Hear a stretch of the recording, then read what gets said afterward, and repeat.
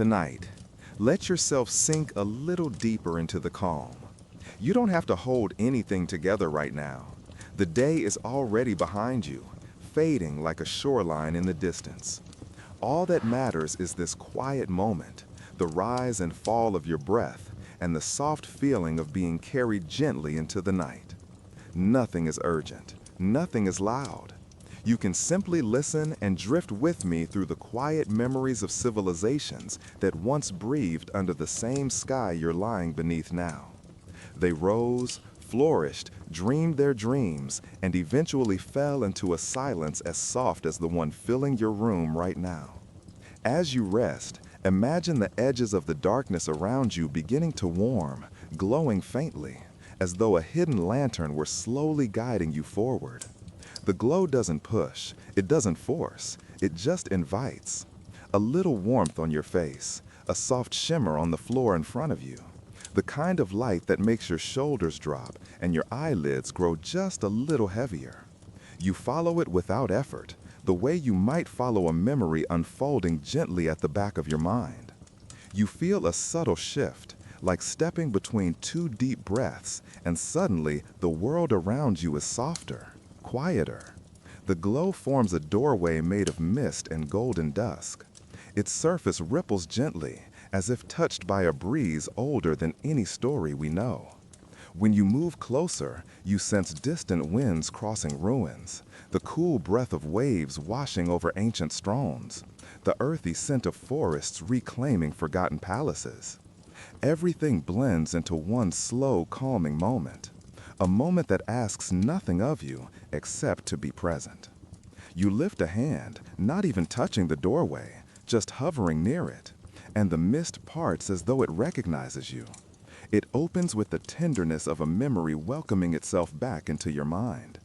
When you step through, the world deepens into blue and silver, like walking into the quiet beneath a calm sea at night. The first thing you notice is the stillness. A shallow ocean stretches before you, clear enough that you can see shapes beneath its surface. Shapes softened by time, but unmistakably human-made. Old rooftops, broken columns, stone paths winding into shadow. You take a slow breath as you kneel by the water's edge, and the coolness touches your skin like a forgotten lullaby.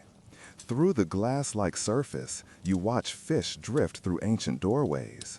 They move slowly, peacefully, weaving between walls that once held bustling life. Entire streets rest beneath the waves, as unmoving as a dream you can almost but not quite remember. Coral wraps itself around old temples, turning the ruins into underwater gardens of pink, amber, and soft violet. Even the stones seem to glow faintly in the shifting sunlight passing through water. A beam of light falls perfectly onto a carved face, smooth now but still serene, revealing a figure no human eyes have seen since its makers walked this earth. You sense a strange peace here, not tragedy, not loss, just transformation. The ocean has not destroyed these places.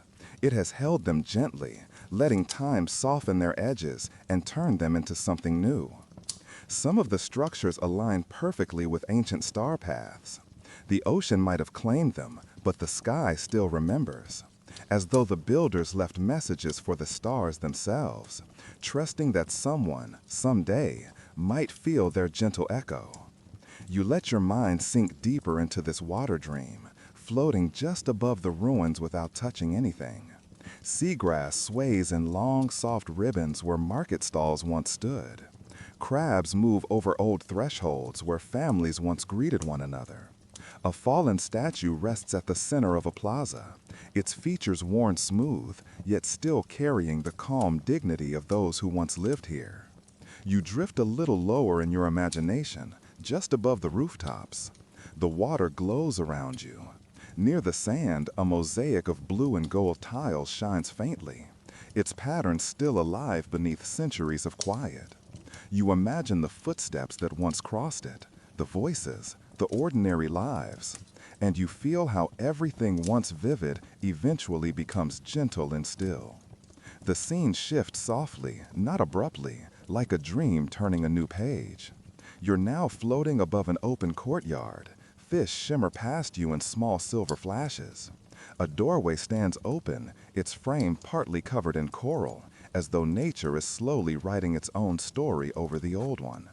You hover there for a moment, listening to the distant hum of the ocean, a slow, steady sound that feels almost like breathing. You let the image settle. You feel the peace that comes from being somewhere untouched by urgency, somewhere where time has no edge. The underwater city becomes a quiet cradle of thought, and you feel yourself drifting right alongside it. A gentle reflection rises naturally within you, like a soft tide. Civilizations come and go. They rise in bursts of creativity and hope. They leave behind beauty, complexity, and stories we can only glimpse through stone and sand. And when they finally fade into the quiet, the world does not forget them.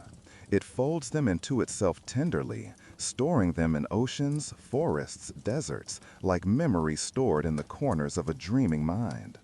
You breathe in slowly. The ruins grow more distant, fading into the shimmering below.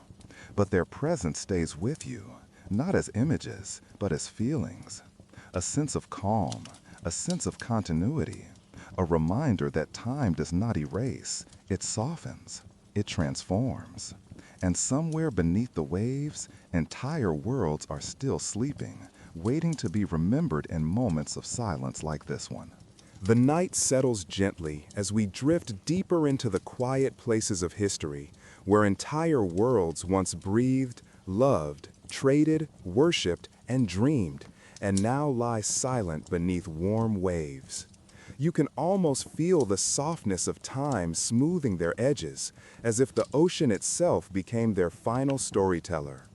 As we continue, let yourself feel as though you're walking slowly across an ancient shoreline at dusk, where the tide whispers old secrets you can barely understand but somehow still feel. The air is warm, the sky dimming to a deep blue, and the world seems to balance between waking and dreaming. This is where the ocean-lost civilizations begin to rise like gentle memories. Imagine swimming through shallow water where sunlight ripples across stone, creating shifting patterns on walls built thousands of years ago. These structures do not loom like broken giants. Instead, they rest calmly on the seafloor, softened by centuries of tides. Fish weave through old doorways as if they have inherited the city, gliding past once sacred corridors that now belong to the quiet rhythm of the ocean. The thought alone carries a strange comfort. Life continues even when civilizations do not. The sea takes what falls into its arms and turns it into something peaceful. Every so often, divers discover entire houses with pottery still resting inside, untouched since the days when families lived and spoke within those rooms. Those homes now echo only with drifting currents. Archaeologists sometimes say that the ocean doesn't bury history, it cradles it. And when you picture those rooms glowing faintly in filtered sunlight, it feels true. It feels like the ocean has become a slow-moving museum, its exhibits arranged by tides instead of human hands. In some places, coral has taken root on old temple walls, blossoming into shapes that look almost like new carvings. Ancient stone and living reef mingle so completely that it's difficult to tell where the past ends and the present begins.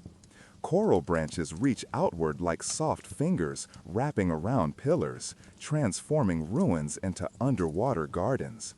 It is as if nature decided to continue decorating what humans once built, adding its own quiet beauty to forgotten sanctuaries. Entire streets lie beneath these waves, perfectly still, as though waiting for footsteps that will never return. Sunlight sometimes slips through cracks in the water surface at just the right angle, lighting up carvings no human eyes have seen since antiquity. Imagine that moment, a flash of illumination across a symbol or a face etched into stone 4,000 years ago. A second of brightness for a forgotten message, then it fades again into the blue. These moments remind researchers why they keep searching. But for us, for this story, the image simply settles like a memory, a soft beam of light brushing the past awake for just a heartbeat. Some of these ruins even align with old star maps. The same constellations that ancient astronomers followed still cast their light downward. Somewhere beneath the water, a row of pillars might line up with the rising of a specific star, linking sky and sea through architecture lost to time. It is difficult not to wonder about the people who once looked up at those stars with hope or reverence, unaware that their cities would one day rest below the tide. When you think about it quietly, there's a strange poetry in it. The sky continuing to guide a place no longer lived in, as though honoring its memory. As the story drifts from the ocean to the forests, imagine the air warming into a deep green humidity. The shift feels like stepping from one dream into another. The forest doesn't drown its civilizations, it embraces them, slowly, almost tenderly. A palace can disappear beneath vines in just a few centuries, not through violence, but through steady, patient growth. The jungle doesn't destroy as much as it reclaims. Every creeping vine, every broad leaf shading an old courtyard becomes part of the city's next life. The roots of massive trees often curve around ancient stone walls like protective arms, holding them together instead of tearing them apart. Many archaeologists have said that without these roots, entire structures would collapse. Nature becomes a guardian rather than an enemy. Walking through these overgrown ruins, you notice how the forest softens everything. Corners rounded by moss, stairways lined with ferns, fallen roofs replaced with canopies of leaves. The forest turns every ruin into a quiet sanctuary. Under rainforest soil lie entire road networks, markets, neighborhoods, and ceremonial spaces, perfectly planned yet completely hidden. Some were discovered only through LiDAR scanning from planes, technology peeling back the dense foliage to reveal symmetrical city grids below. It's astonishing to think that for centuries, people walked across these forests without knowing that beneath every footstep slept a forgotten metropolis.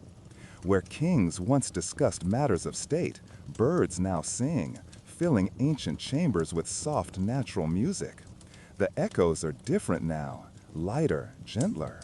Instead of footsteps and human voices, there is the flutter of wings and the occasional drop of water falling from leaves onto stone.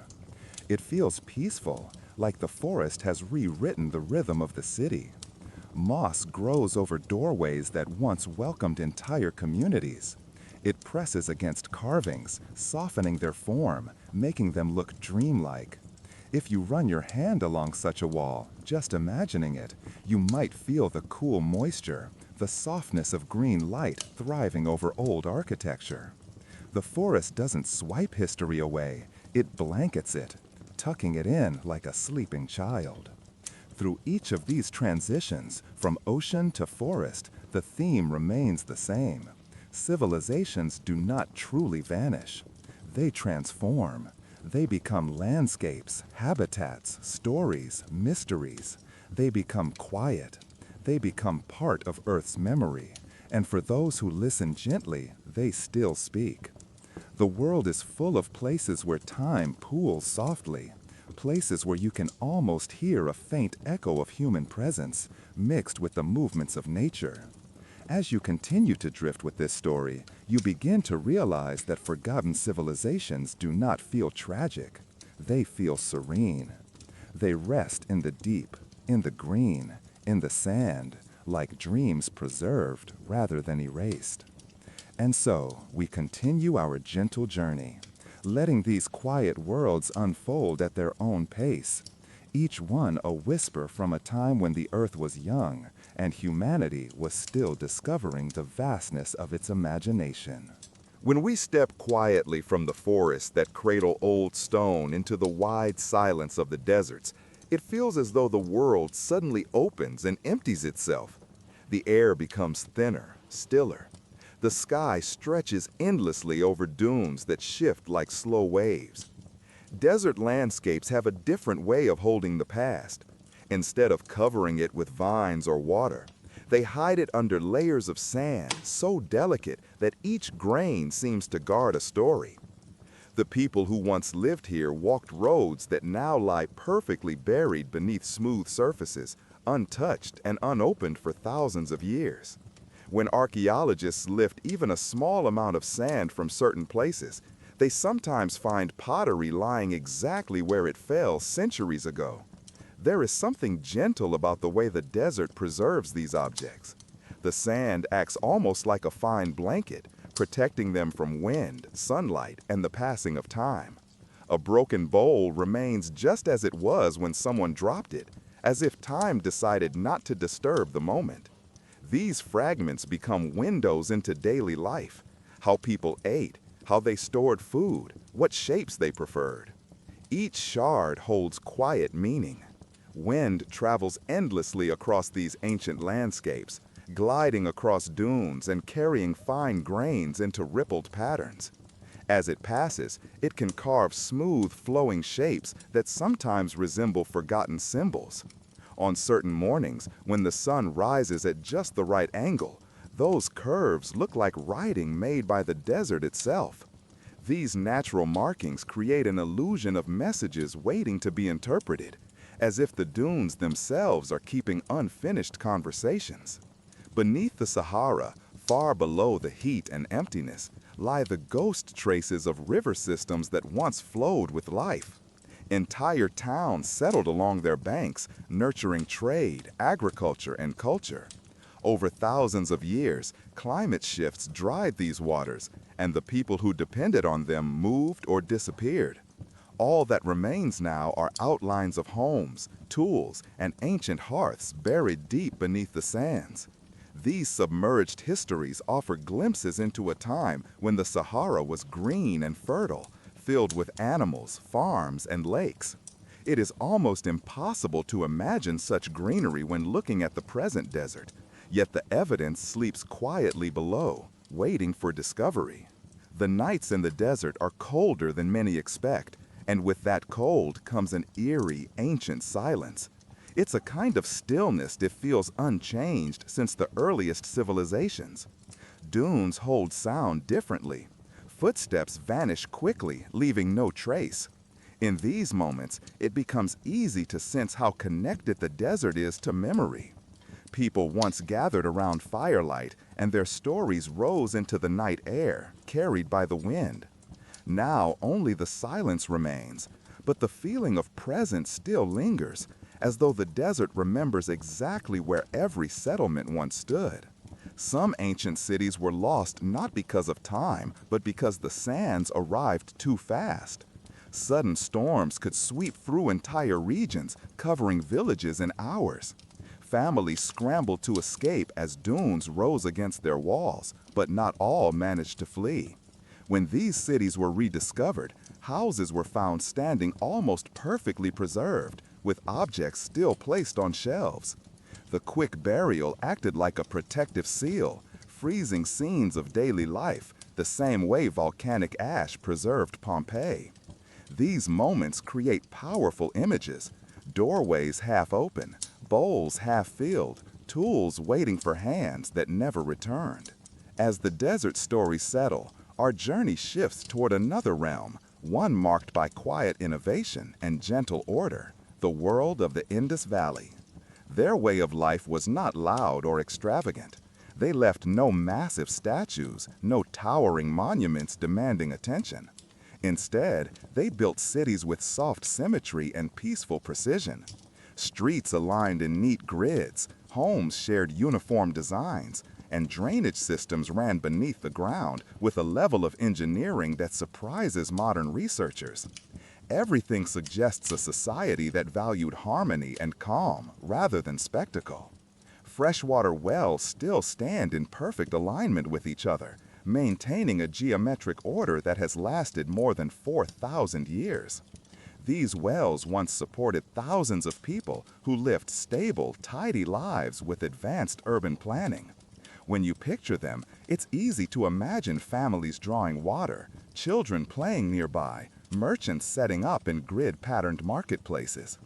There is something soothing about the predictability and balance of their designs. It feels like a culture that insisted on order even in chaos, creating peaceful environments where minds could rest. One of the most intriguing pieces of their legacy is their script, still undeciphered after decades of study. These markings appear on seals, pottery, tools, and small tablets. Each symbol seems carefully placed, but no one can read them. They are, in a way, a whisper from the past, too soft to fully understand.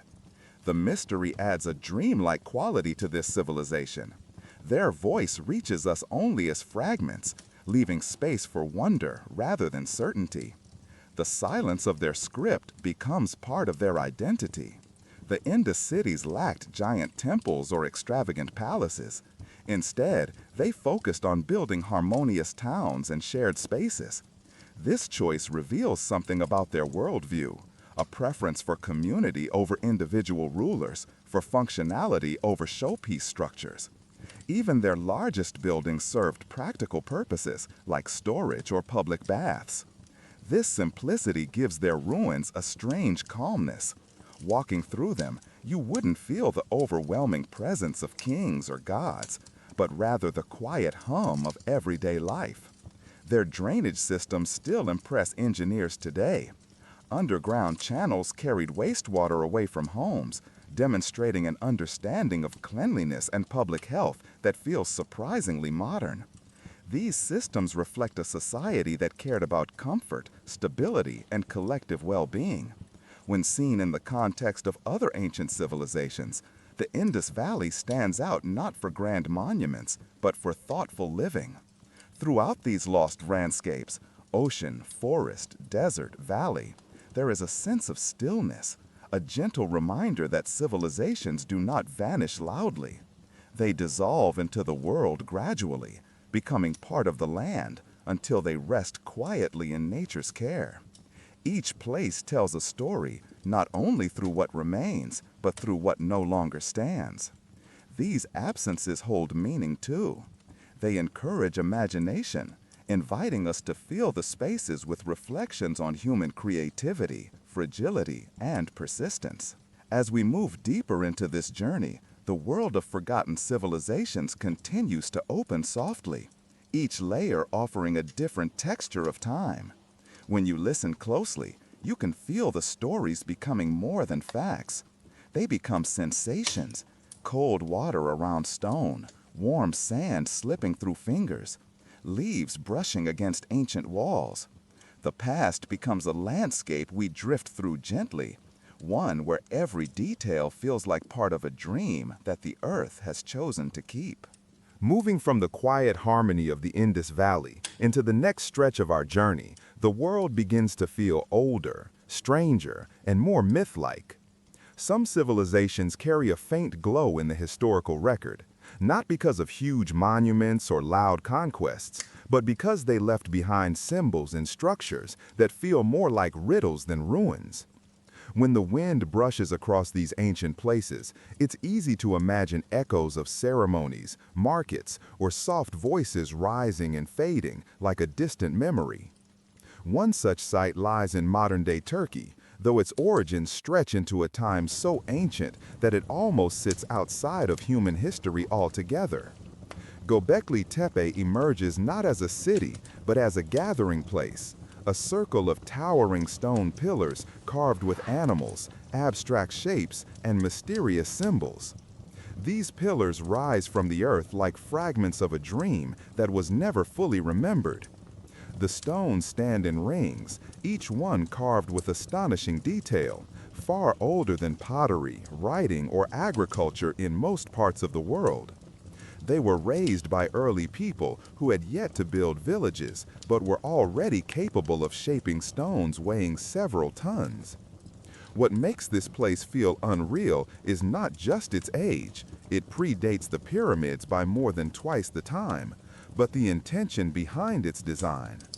No one lived here. There are no houses, no signs of permanent settlement. It seems to have been created purely for ritual, gatherings, or ceremonies.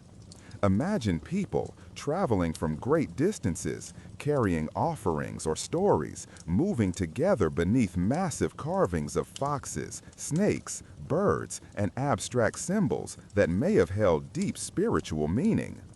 The stones feel like pages of a text that can't be read, but their presence creates a quiet sense of wonder, an impression that humanity began dreaming long before it began farming. The carvings at Göbekli Tepe show creatures that lived in surrounding landscapes: lions, wild boars, cranes, and other animals. These shapes suggest something important. Early humans observed their world closely and created imagery that reflected how they felt about the world around them. Whether these carvings represented deities, myths, fears, or simply admired creatures, the stones tie human imagination to the earliest traces of organized culture. The absence of written explanation leaves room for reflection, for drifting thoughts about why people felt compelled to build something so monumental before they even knew how to grow wheat. Far across the sea, another civilization shaped its world with the rhythm of oceans, the Minoans. Their culture once flourished on islands where waves rolled against cliffs and trade ships traveled across turquoise waters.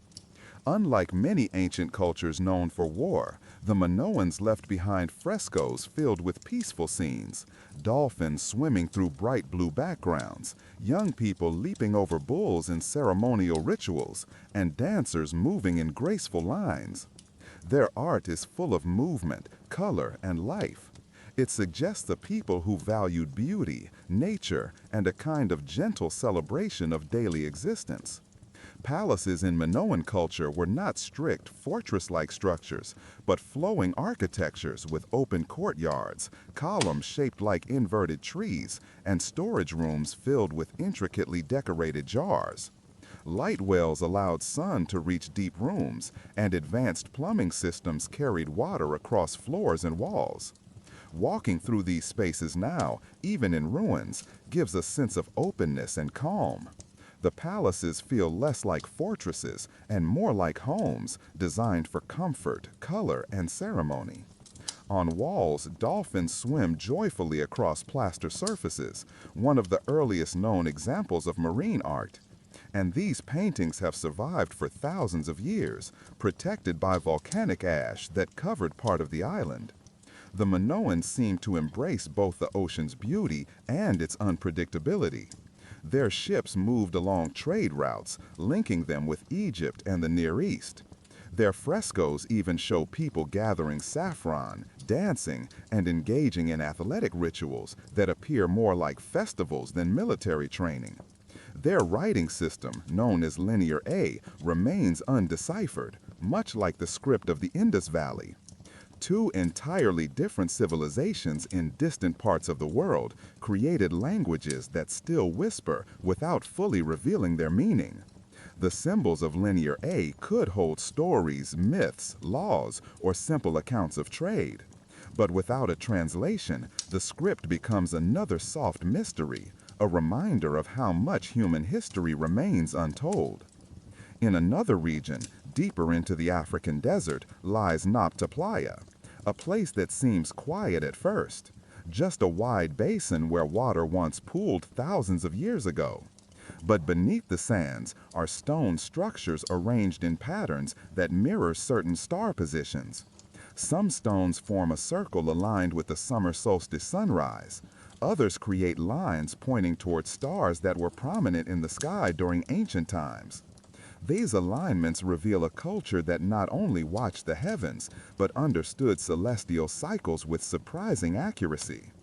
Imagine ancient people gathering around these stones when the rains arrived, watching as the sky shifted and realigned itself each season. The arrangements suggest early forms of astronomy, possibly connected to rituals or calendars.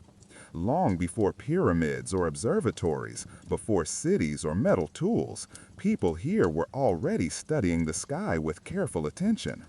Their understanding of the heavens may have influenced later cultures in Egypt, as some theories suggest cultural links between early Nubian and Egyptian communities. Buried beneath layers of sand, these stones remained untouched for millennia. Only when the desert shifted and researchers began exploring remote regions were these ancient alignments rediscovered. The circle remains one of the oldest known astronomical structures in the world. Standing within it now, even in silence, offers a sense of timelessness, like standing at a place where early humans first tried to understand their relationship with the sky. Moving across continents once more, the journey leads towards South America, where the Olmecs emerged long before the rise of the Maya or Aztecs. The Olmecs carved enormous stone heads, each weighing several tons, with expressions that feel strangely alive. Their features are strong, thoughtful, and detailed, capturing a sense of individuality despite being carved from harder stone. The scale of these sculptures suggests transportation challenges that required enormous coordination, strength, and planning. The Olmecs developed early forms of writing, sophisticated calendars, and intricate ceremonial centers. Their art includes jade figurines, carved axes, and symbols whose meanings remain partly unknown. Many artifacts were carefully placed in the ground, perhaps as offerings, hidden intentionally beneath layers of earth. These buried objects demonstrate a cultural practice centered around ritual, memory, and symbolic offerings to the earth. As time passed, their cities declined, absorbed into jungles and river plains. But the colossal heads remained, watching the land silently, surviving storms and floods. These heads feel like guardians of forgotten stories, faces carved in stone, staring forward with a calm presence long after their makers disappeared. All these civilizations, Göbekli Tepe, the Minoans, Nabta Playa, the Olmecs, reveal the same truth from different landscapes. Humanity has always been dreaming, building, observing, and creating in ways that defy simple explanation. Their stories drift through time like soft echoes, waiting for anyone willing to listen. Some civilizations are remembered through their stone monuments, others through their writing, and a few only through faint impressions left in the earth. But there are also cultures that drift at the edges of historical certainty. Civilizations mentioned in old travel records, described in fragments, or hinted at through trade goods found far from their origins. These cultures feel like shadows of once living worlds, existing somewhere between recorded history and whispered memory. One such place is the Kingdom of Punt, known mostly through ancient Egyptian inscriptions. The Egyptians called it the Land of Gods, a place of incense trees, fragrant resins, gold, exotic animals, and gentle coastal settlements. They sailed there across the Red Sea, returning with treasures that were considered sacred. But what makes Punt special is not its wealth. It is the mystery surrounding its location. For thousands of years, scholars have debated where Punt truly was. Some place it near modern-day Somalia, others in Eritrea, Sudan, or southern Arabia. The absence of solid ruins makes Punt feel like a drifting dream, a place that once existed vividly in the minds of ancient people but now lives only in faint records. Egyptian art shows scenes of Punt, houses built on stilts, trees heavy with aromatic sap, ships laden with goods, and even images of the Queen of Punt, whose distinctive appearance is carved with attentive detail. These scenes suggest real encounters, real trades, real journeys. Yet the land itself has never been discovered. If remnants do exist, they are buried beneath shifting sand, overgrown by thorn forests, or submerged under coastal waters. It is as if Punt slipped away quietly, leaving behind only the fragrance of the incense it once exported. Traveling north across continents, another lost land stretches beneath the cold waters around Britain, Doggerland. Thousands of years ago, the North Sea did not exist in its current form. Instead, there was an enormous landmass connecting Britain to mainland Europe, filled with rivers, lakes, forests, and wide grasslands. People hunted, fished, and lived across this land, moving between regions that are today deep underwater. As the last ice age ended and sea levels rose, Doggerland slowly disappeared. Villages, hunting grounds, and entire ecosystems were swallowed by the expanding sea. Over generations, the land narrowed into small islands and then vanished entirely. Now, trawler nets sometimes pull up ancient tools, bones of extinct animals, carved wooden spears, and fragments of human settlements from the seafloor. These objects come from a world that existed peacefully for thousands of years, a world with no writing, no monumental architecture, but a fully developed human culture. Imagine a landscape of ancient rivers and green plains now invisible beneath waves that reflect passing clouds. Doggerland is not mythical, it is entirely real, yet hidden. It is a reminder that entire countries can disappear without leaving ruins above the surface. On the opposite end of the world, the Khmer Empire once flourished in Southeast Asia, creating vast cities that blended into the jungle. Their most famous site, Angkor, stretches across hundreds of square kilometers, an enormous network of temples, reservoirs, canals, causeways, and stone carvings. But the Khmer Empire extended far beyond Angkor itself. Cities, suburbs, and agricultural systems were connected through channels and reservoirs on a scale that rivals modern infrastructure. Many of these structures remained hidden beneath the jungle until recent aerial surveys revealed them. The civilization collapsed gradually, affected by climate changes, shifting water resources, and political transitions. When people left, the jungle moved in quickly. Roots grew between stones, leaves collected in courtyards, and vines wrapped around sculptures that once received offerings. The jungle protects as much as it hides. Many temples survived precisely because the forest shielded them from wind and rain. Stepping into these ruins now feels like entering a place partially reclaimed by nature and partially preserved by it. Across the oceans in the Andean region, the Wari civilization shaped mountain landscapes with intricate planning long before the rise of the Inca. Their cities were built with rectangular blocks, efficient water systems, and road networks so advanced that later empires adopted them. The Wari practiced terrace farming, creating layered mountainsides that allowed crops to thrive. They crafted textiles with elaborate geometric patterns dyed in vivid colors that still survive in fragments today. But the Wari culture did not leave enormous pyramids or gigantic carvings. Their power rested in organization, architecture, and community systems rather than monumental statements.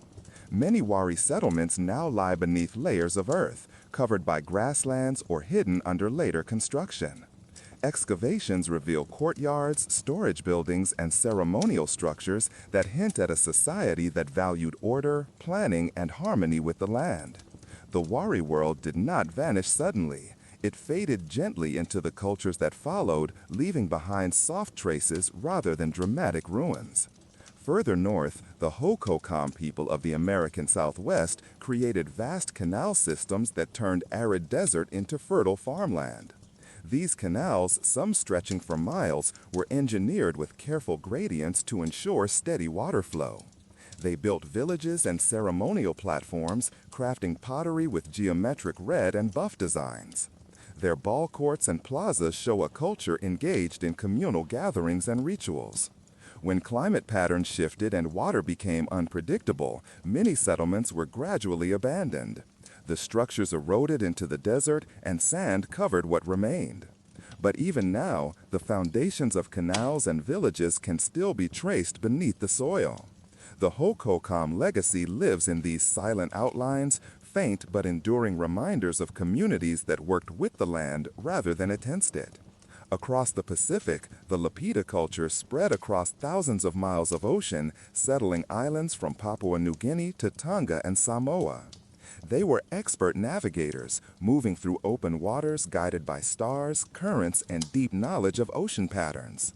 Their pottery, decorated with intricate dentate stamping, appears across distant islands, connecting them through shared design and technique. The Lapita people likely used sophisticated mental maps to navigate, long before compasses or written charts. Their settlements were often temporary, built along coasts that later eroded or became submerged. Many Lapita sites lie beneath sand, coral, or shallow waters. Their legacy survives in pottery shards, tools, and genetic traces in modern island populations. They represent one of the most expansive, quiet migrations in human history, a spread of families, stories, and traditions carried by canoes across vast seas.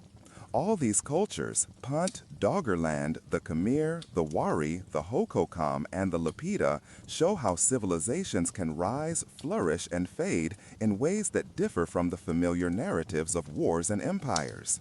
Some left art, others left infrastructure, and some left only faint impressions. Yet each contributes to the vast, layered story of humanity, a story made of places that still whisper through ruined stones, shifting sands, underwater plains, and silent jungles. They remind us that the world contained countless human experiences, each living its own rhythm, each leaving traces that may one day reappear. And as we uncover these traces piece by piece, they become part of the collective memory we continue to build, quietly, slowly, and with a sense of wonder that stretches back to the very beginning. The ancient world leaves behind more than ruins. It leaves behind questions that echo like soft footsteps fading into mist. In this section, the focus settles on how lost civilizations shaped their environments, responded to climate change, engineered survival strategies, and left behind traces that modern science can finally interpret. Each fragment of evidence reveals that ancient societies were far more adaptive, intelligent, and interconnected than once assumed. Their methods reflect a blend of practical ingenuity and cultural philosophy, finely tuned to landscapes that often appear harsh or uninhabitable today. The following exploration continues threading through this quiet realm of forgotten innovation, observing how people built, farmed, migrated, traded, and transformed their world long before recorded history began. Archaeological surveys repeatedly show that early civilizations rarely chose locations at random. Settlements were positioned with high environmental awareness. Some communities built on elevated terraces to avoid seasonal flooding, while others shaped their villages along natural wind corridors to cool structures during intensely hot seasons. Soil analysis from regions like the Indus Valley shows rotation patterns of crops that match modern sustainable farming principles. Ancient farmers balanced legumes, grains, and native edible plants not by accident, but through generations of accumulated observation. Their techniques avoided exhausting the soil, allowing continuous cultivation without artificial fertilizers. These findings challenge the misconception that ancient agriculture was primitive or inefficient. Researchers analyzing sediment layers from abandoned fields often discover evidence of controlled irrigation networks. Small canals distributed water evenly, preventing soil erosion while maximizing crop yields. Some systems used gravity flow, others integrated stone-lined channels that reduced water loss during dry months. Radiocarbon dating of these channels shows that some irrigation systems operated for centuries with minimal reconstruction. Their durability suggests that early engineers understood long-term hydrological behavior, designing with resilience rather than short-term convenience. Trade played an equally important role in shaping lost civilizations. Even societies separated by mountains or deserts participated in exchange networks reaching hundreds of kilometers. Obsidian trace analysis demonstrates that volcanic glass used in tools often traveled far from its source. These movements point not only to trade, but to shared knowledge about where high-quality resources were located. The spread of pottery styles offers additional clues. When a particular artistic motif appears across multiple regions, it indicates either cultural influence or migration. Researchers compare clay composition to distinguish local copies from imported goods, building maps of interaction that reveal how ideas, technology, and beliefs traveled across vast distances. Ancient maritime cultures adapted in different yet equally sophisticated ways. Coastal settlements built lightweight boats capable of navigating unpredictable currents. These vessels often used stitched plank construction, where wooden panels were sewn together with plant fiber ropes. The technique allowed hulls to flex with the water rather than crack under pressure. Archaeologists studying preserved ship fragments find mathematical precision in the spacing of planks and lashings, suggesting standardized shipbuilding knowledge handed down through generations. Experimental reconstructions of these boats show they were capable of traveling farther than once believed, making it possible that early seafarers maintained steady trade or communication across islands and coastal routes long before major empires emerged. Climate shifts forced many civilizations to adapt or relocate. Pollen analysis from lake beds reveals gradual transitions from lush vegetation to arid landscapes in areas where ancient cities once thrived. Some societies responded by changing crop types, developing drought-resistant varieties, or expanding water storage systems with reservoirs carved directly into bedrock. Others migrated to higher elevations where rainfall patterns remained stable. These movements were not chaotic, they followed predictable environmental cues. By tracing these patterns, researchers reconstruct how early humans read the land as if it were a constantly updating manual of survival. Architecture reflects another dimension of environmental intelligence. Many structures incorporated passive temperature control long before modern insulation or ventilation systems.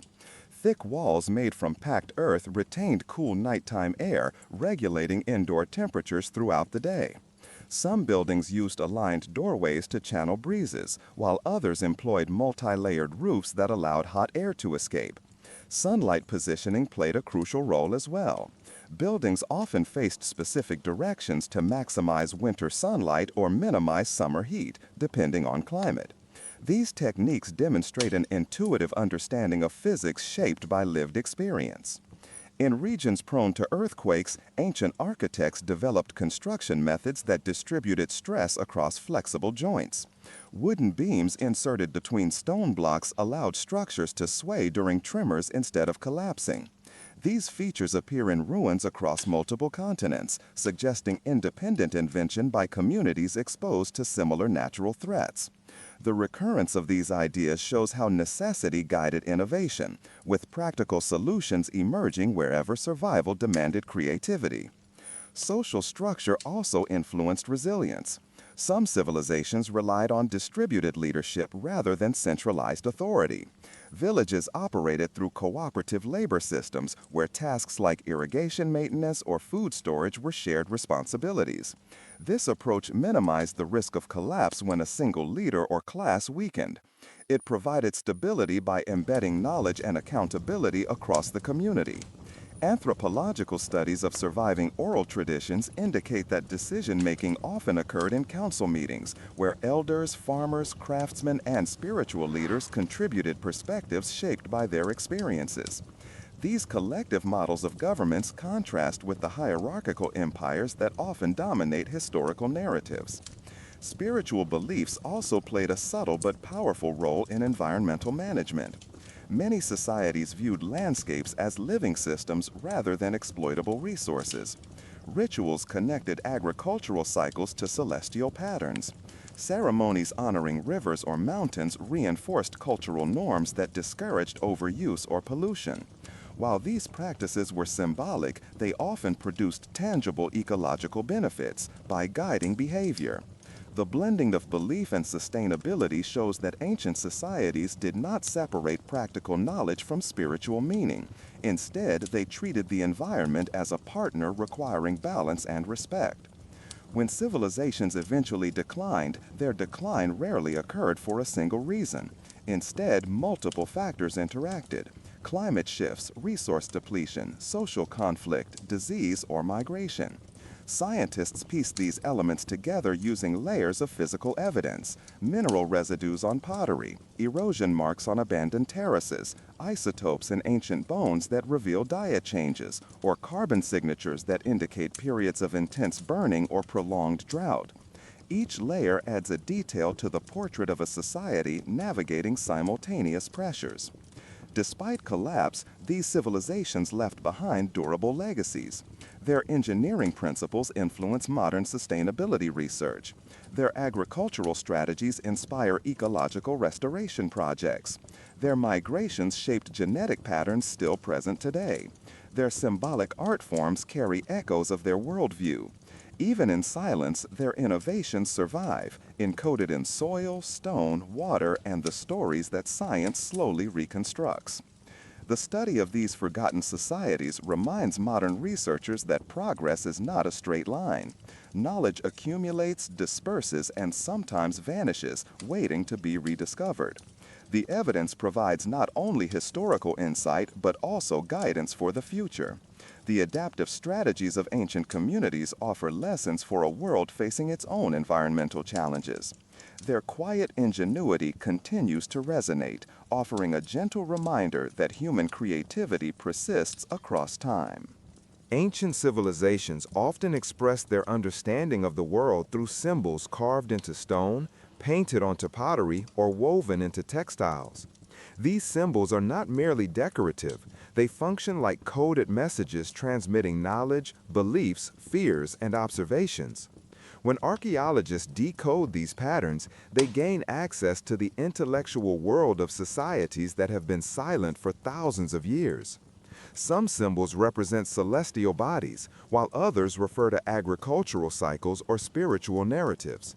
The recurrence of these motifs across continents suggests that early humans shared a common desire to create meaning through visual language. Many lost civilizations used astronomical alignment in their structures, even without written records. Stones set in circular patterns often point towards sunrise on solstices or to the location of certain constellations. These alignments demonstrate a long-term observation of the sky, requiring consistency over generations. Researchers studying these formations discover that they functioned as calendars, guiding planting seasons, migration cycles, or ritual events. The accuracy of these alignments shows that ancient sky watchers understood patterns in celestial movement with surprising depth.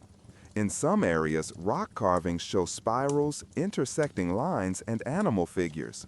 These designs may represent maps or pathways used by travelers. Spiral patterns, for example, appear in regions where water sources are scarce. Scientists propose that the spiral center might indicate the location of a well or underground stream. Other carvings depict animals crucial to survival, suggesting reverence or symbolic guidance for hunting practices. When compared across different regions, similar motifs provide insight into how knowledge traveled between communities separated by long distances. Burial practices reveal additional layers of cultural meaning. In some lost civilizations, bodies were positioned in fetal-like postures, symbolizing rebirth or return to the earth. Grave goods such as tools, jewelry, food, or pottery indicate beliefs about life beyond death. The arrangement of these items inside tombs reflects social hierarchy, family structure, and spiritual philosophy. When archaeologists uncover these burial sites, they reconstruct stories about individuals who lived long before written history began. Bones show evidence of diet, work habits, injuries, or diseases. Combined with material artifacts, they create a narrative that bridges the gap between modern science and ancient human experience. Some civilizations used mummification or specialized preservation techniques to maintain the integrity of remains. These methods were often tied to spiritual beliefs about the afterlife. The process required advanced knowledge of chemistry, even if ancient people did not describe it scientifically. They understood which plants slowed decay, which resins hardened surfaces, and which drying methods protected skin and bone. Modern laboratories analyzing these preserved remains discover compounds that resist bacteria and fungi, revealing a complex understanding of biological processes.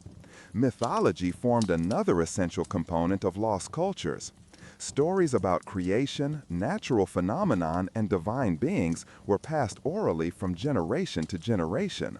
These myths often serve dual purposes, providing spiritual meaning and encoding practical knowledge. A tale about a serpent guarding a river might describe dangerous currents. A story about a mountain deity might refer to volcanic activity. By studying myths alongside geological and climatic evidence, researchers uncover subtle connections between narrative and environment. These ancient stories act as cultural memory banks, storing information that helped communities navigate their world. The construction techniques used by lost cultures also illustrate a blend of innovation and necessity. Massive stone blocks appear in temples, fortresses, and ceremonial platforms, yet the methods used to move these stones remain debated. Some researchers propose wooden rollers, while others argue for sledges lubricated with water or oil. Another theory suggests coordinated human labor using ropes and scaffolding. Testing these theories through experimental archaeology helps scientists approximate the physical abilities and engineering knowledge of these societies. Regardless of the method, the consistent precision in stone placement demonstrates mastery in planning and execution. In many regions, masonry includes interlocking stones cut so precisely that even modern tools struggle to replicate the fit. These structures survived earthquakes, storms, and erosion, highlighting the durability of ancient engineering. Some walls contain stones shaped with multiple sides that lock together like puzzle pieces. This technique distributes weight evenly and reduces the likelihood of collapse. Observing these structures inspires modern engineers seeking sustainable and disaster-resistant building methods. Water management systems continue to reveal unexpected sophistication. Some civilizations carved underground channels that transported water from mountains to settlements. These tunnels maintained steady flow while protecting water from evaporation under harsh sunlight. Others constructed reservoirs that collected seasonal rainfall. The placement of these reservoirs suggests long-term study of rainfall patterns, terrain slopes, and geological formations. Engineers designed systems that prevented contamination by separating drinking water from irrigation channels. These choices highlight a strong understanding of public health principles long before the concept was formally established. Agricultural terraces built by ancient mountain communities remain visible today. These terraces stabilized steep slopes, prevented soil erosion, and created microclimates suitable for growing specific crops. Soil composition tests show that terraces were often enhanced with organic materials to maintain fertility. The arrangement of terraces also channeled rainwater efficiently, ensuring that crops received sufficient hydration without flooding. These methods are still studied for their potential to support communities in modern high-altitude regions facing climate shifts. Evidence of early metallurgy adds another dimension to the story of lost civilizations. Smelting techniques used to extract metal from ore required controlled temperatures and specific tools. Furnaces built with clay and stone allowed airflow regulation through carefully placed vents. The resulting metals, copper, bronze, and later iron, shaped tools, weapons, ornaments, and trade goods. Analyzing these artifacts reveals how technological progress influenced social stratification. Skilled metalworkers held significant status as their craft impacted economic power and military capability. Textile fragments preserved in dry or frozen regions show complex weaving patterns. Some fabrics combine multiple threads dyed with natural pigments extracted from plants, insects, or minerals.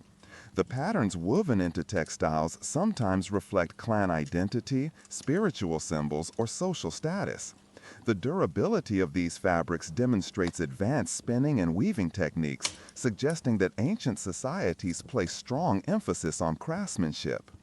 Trade routes functioned as arteries through which goods, ideas, and languages flowed. Pathways through mountains, deserts, and coastlines connected communities separated by vast distances. Archaeologists studying traded objects such as beads, shells, metals, and ceramics trace these routes backward to their origins. This process reveals networks far older and more extensive than previously believed. In some regions, linguistic similarities between distant cultures support the theory of ancient interaction, even before writing systems developed. Writing, when it eventually emerged in certain civilizations, solidified cultural memory. Some scripts remain undeciphered, preserving their secrets behind patterns of symbols carved into stone or pressed into clay. Linguists attempt to decode these writing systems by comparing symbol frequency, direction, spacing, and relation to archaeological context. Each discovery brings researchers closer to understanding how these societies documented governance, trade, spirituality, and daily life. Music also played a role in shaping cultural identity. Instruments made from bone, wood, clay, or metal reveal the diversity of soundscapes in ancient societies. Flutes carved from bones produce haunting tones. Drums made from stretched hide echo with rhythmic patterns that may have accompanied ceremonies. Studying wear patterns on these instruments provides clues about how they were played. Music likely served spiritual, celebratory, and communicative roles, bonding communities through shared experience. All these fragments, symbols, architecture, agriculture, metallurgy, textiles, trade, writing, and music compose the intricate mosaic of lost civilizations. Each discovery expands the perspective of what ancient societies achieved with the resources and knowledge available to them. Their ingenuity reflects a universal human trait, the constant effort to understand the world, adapt to its challenges, and express meaning through art, technology, and culture. Their absence today does not diminish their contributions. Instead, it invites continued curiosity and deeper exploration. Ancient cities submerged beneath oceans often preserve architectural clues that would have eroded on land. Stone foundations resting under gentle currents remain surprisingly intact because water shields them from wind, sand abrasion, and severe temperature changes. Marine archaeologists exploring these sites use sonar imaging and underwater drones to map the layout of buildings, pathways, and open courtyards. The silence of the underwater world adds a layer of stillness, allowing each structure to appear as though time paused the moment it sank. These ruins, layered with corals and shell-encrusted surfaces, become a blend of human craftsmanship and marine life. The fusion of biology and architecture tells a story of transformation rather than destruction. Some submerged civilizations demonstrate advanced coastal engineering. Walls built with interlocking stones indicate awareness of wave impact and storm surges. Channels carved to guide tidal flow suggest knowledge of lunar cycles and sea level rhythms. By examining these submerged features, scientists infer that these societies observed their environment carefully and made decisions based on seasonal patterns. The predictability of tides allowed them to store water, farm coastal plants, and gather marine resources efficiently. Underwater excavations reveal remains of ancient fish traps built with stone rings. These traps continue to catch fish today, proof of their functional design. Sea level rise occurring at the end of the last ice age submerged several coastal settlements slowly, allowing residents time to migrate inland. This gradual process preserved buildings that otherwise would have been dismantled or repurposed. Sediments deposited during the flood sealed objects in place, creating snapshots of daily life. Tools, pottery, hearths, and even wooden posts remain protected beneath fine layers of silt. When these materials are recovered, researchers reconstruct the lifestyles of early coastal traders. They identify what people ate, what they traded, and which routes they traveled by analyzing residues found on pottery shards and tools. Some underwater discoveries show signs of sudden catastrophe. Broken walls, toppled pillars, and scattered artifacts suggest earthquakes or tsunamis. These natural events left patterns that scientists can read much like forensic evidence. Distorted sediment layers indicate the direction of water displacement. Cracked stone slabs reveal the magnitude of tectonic shifts. Understanding these events provides insight into how ancient civilizations interpreted natural disasters. Their myths often contain references to giant waves, trembling earth, or angry sea spirits. These narratives may be poetic retellings of real events that reshaped coastlines. Beneath forest canopies, forgotten settlements still lie concealed. Under roots in soil, laser scanning technology known as LiDAR reveals entire cities beneath dense jungle foliage. This technology penetrates vegetation to create 3D maps of terrain, exposing hidden road networks, plazas, agricultural fields, and monumental architecture. In some regions, LiDAR reveals urban planning far more extensive than expected, challenging previous assumptions about population size and technological capability. These maps show that societies once managed vast territories with intricate irrigation systems, social hubs, and ceremonial centers. Forests preserve stone and ceramic structures differently than water or desert environments. Thick vegetation protects walls from intense sun exposure and wind erosion, yet roots weave through cracks, lifting stones slowly over centuries. This creates a scene where nature gently reclaims human-made spaces. Archaeologists clearing vegetation often discover altars, grinding stones, or storage pits beneath layers of plant matter. Each object contributes to understanding how forest civilizations balanced agriculture, hunting, trade, and spiritual life. Some forest civilizations carefully monitored rainfall. Their architecture includes catchment basins that directed water into underground reservoirs.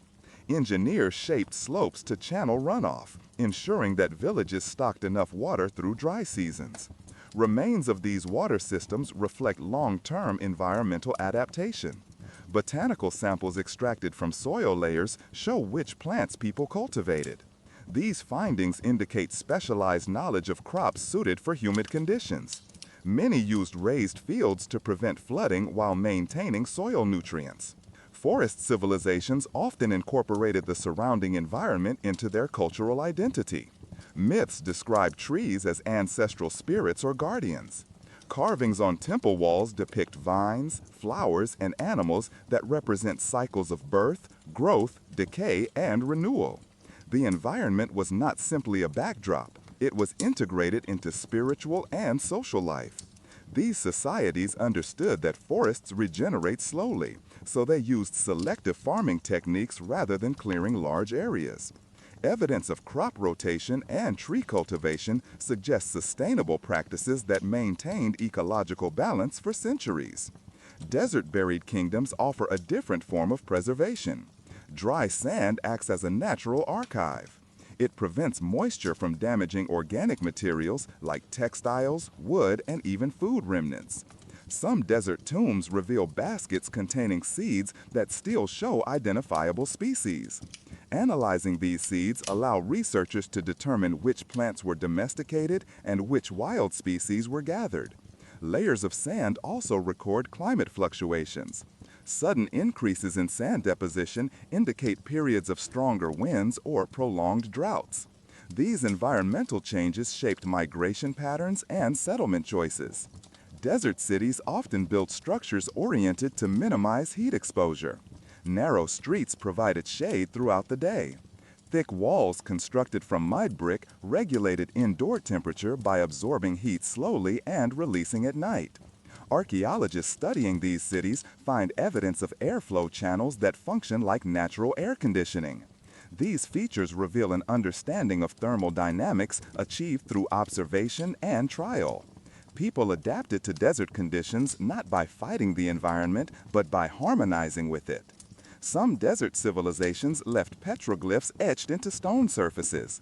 These carvings depict animals that once lived in now arid regions: antelopes, giraffes, crocodiles. Their presence in ancient artwork indicates that parts of today's deserts were once lush environments. By comparing these depictions with geological evidence, scientists map how ecosystems shifted over thousands of years. These transformations influenced where people settled and how they cultivated land. When water sources dried, communities migrated, leaving behind their artistic records as clues for future generations. In some cases, entire cities vanished beneath dunes almost overnight. Strong winds carried fine sand that filled courtyards, covered streets, and buried rooftops.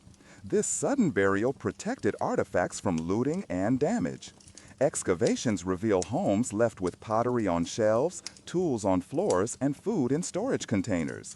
These frozen moments allow researchers to understand daily routines more clearly than in sites that experienced gradual decay. Sudden abandonment raises questions about why people left. Evidence sometimes points towards climate shifts, political instability, or external threats. Each theory adds a layer to the narrative of human resilience. The Indus Valley civilization remains one of the most harmonious urban cultures known. Their city planning followed meticulous grid patterns that prioritized accessibility and order. Streets aligned with the cardinal directions, suggesting awareness of astronomy.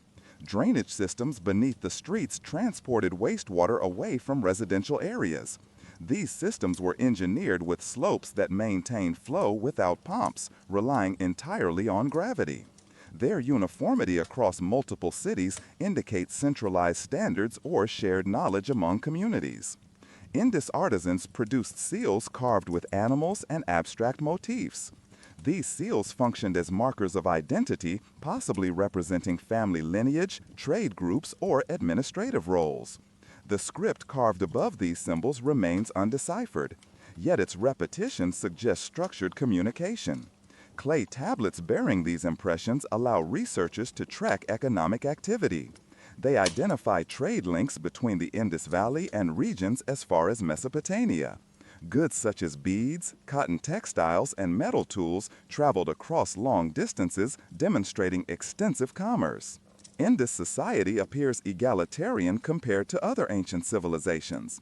Their settlements lack evidence of palaces or monumental royal tombs. Instead, buildings follow standardized dimensions, emphasizing communal harmony. Their pottery displays subtle artistry without excessive ornamentation. This simplicity suggests an emphasis on practicality and balance rather than hierarchy. The absence of weapons in many sites hints at peaceful coexistence, although the full political structure remains unclear. Their water wells, often lined with perfectly arranged bricks, still stand today. These wells demonstrate engineering precision that allowed cities to flourish even during dry seasons.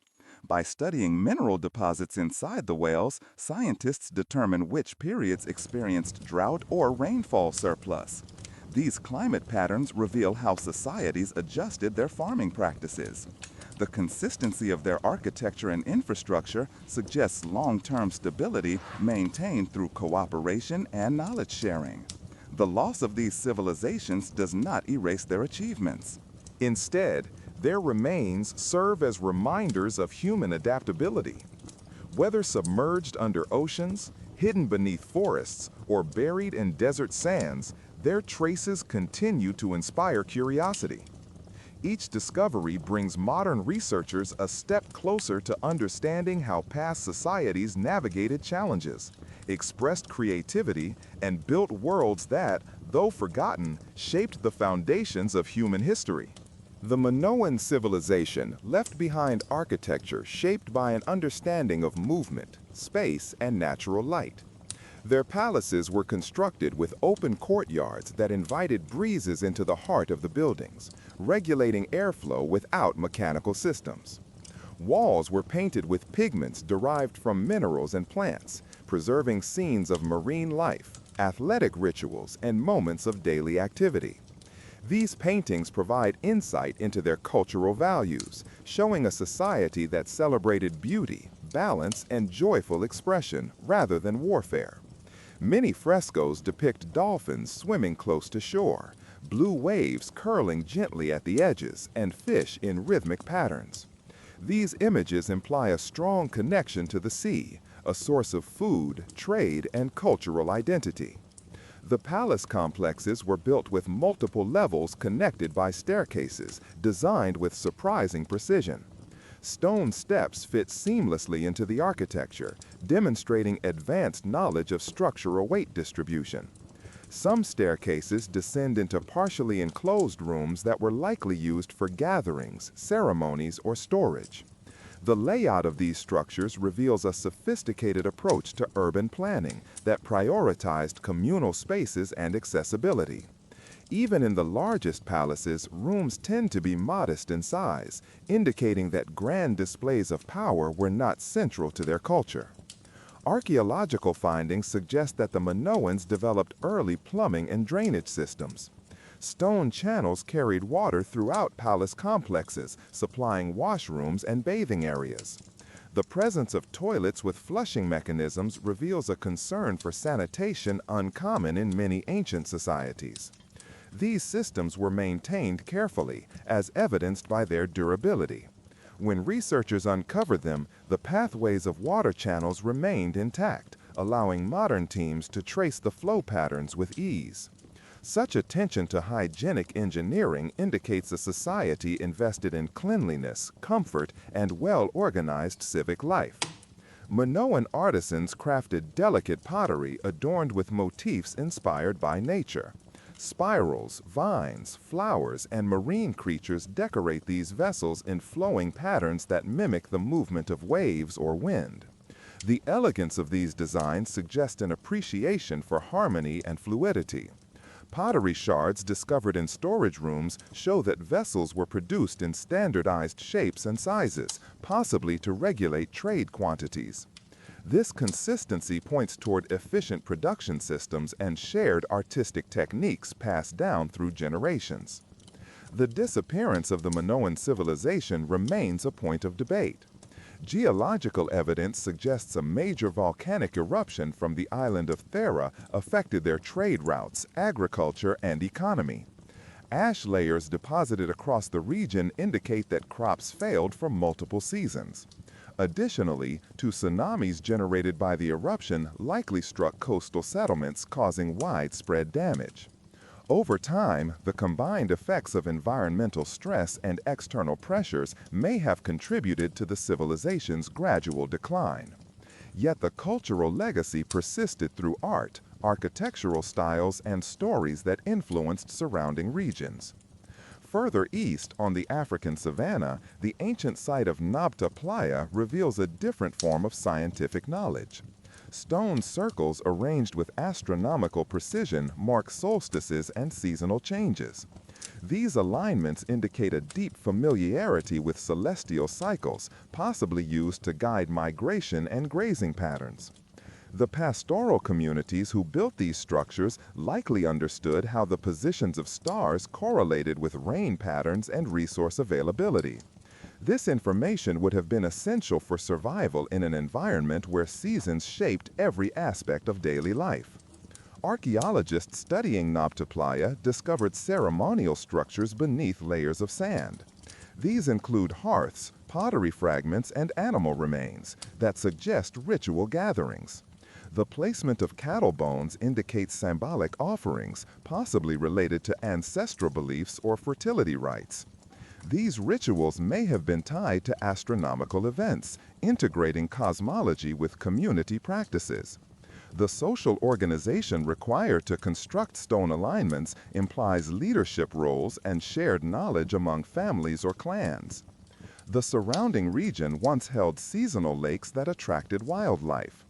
Ancient peoples gathered near these water sources to hunt, trade, and perform ceremonies. Sediment cores taken from former lake beds reveal pollen from grasses and shrubs, confirming that the area supported vegetation before desertification. Over thousands of years, shifts in climate reduced rainfall, transforming the landscape. As the environment became harsher, people moved toward the Nile Valley, carrying with them traditions and observations developed at Nabta Playa.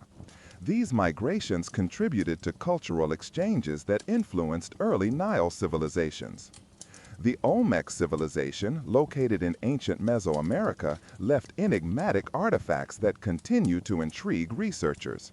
Colossal stone heads carved from basalt depict human faces with distinct expressions. Each head weighs several tons, yet the nearest stone quarries are located miles away. Transporting these stones required coordinated labor, possibly involving wooden rollers, rafts, or sleds. The individuality of each face suggests that they may represent important leaders or ancestors. Their placement in ceremonial centers indicate roles in spiritual or political identity. Olmec artisans also produced intricate jade figurines and masks. Jade, a hard stone to carve, required advanced tools and techniques. The gleaming surfaces and smooth contours reflect patient craftsmanship. Many figurines portray humans in meditative poses or with stylized features combining human and animal elements.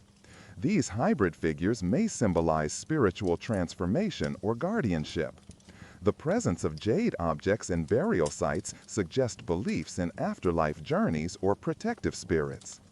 Olmec settlements featured platforms and plazas aligned with cardinal directions. These layouts reflect an understanding of astronomy similar to other early civilizations. The orientation of buildings may have marked solstices, equinoxes, or lunar cycles.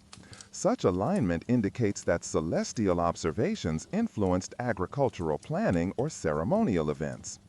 Archaeologists detect evidence of early ball courts where athletic competitions took place, possibly linked to rituals honoring deities associated with fertility or cosmic cycles.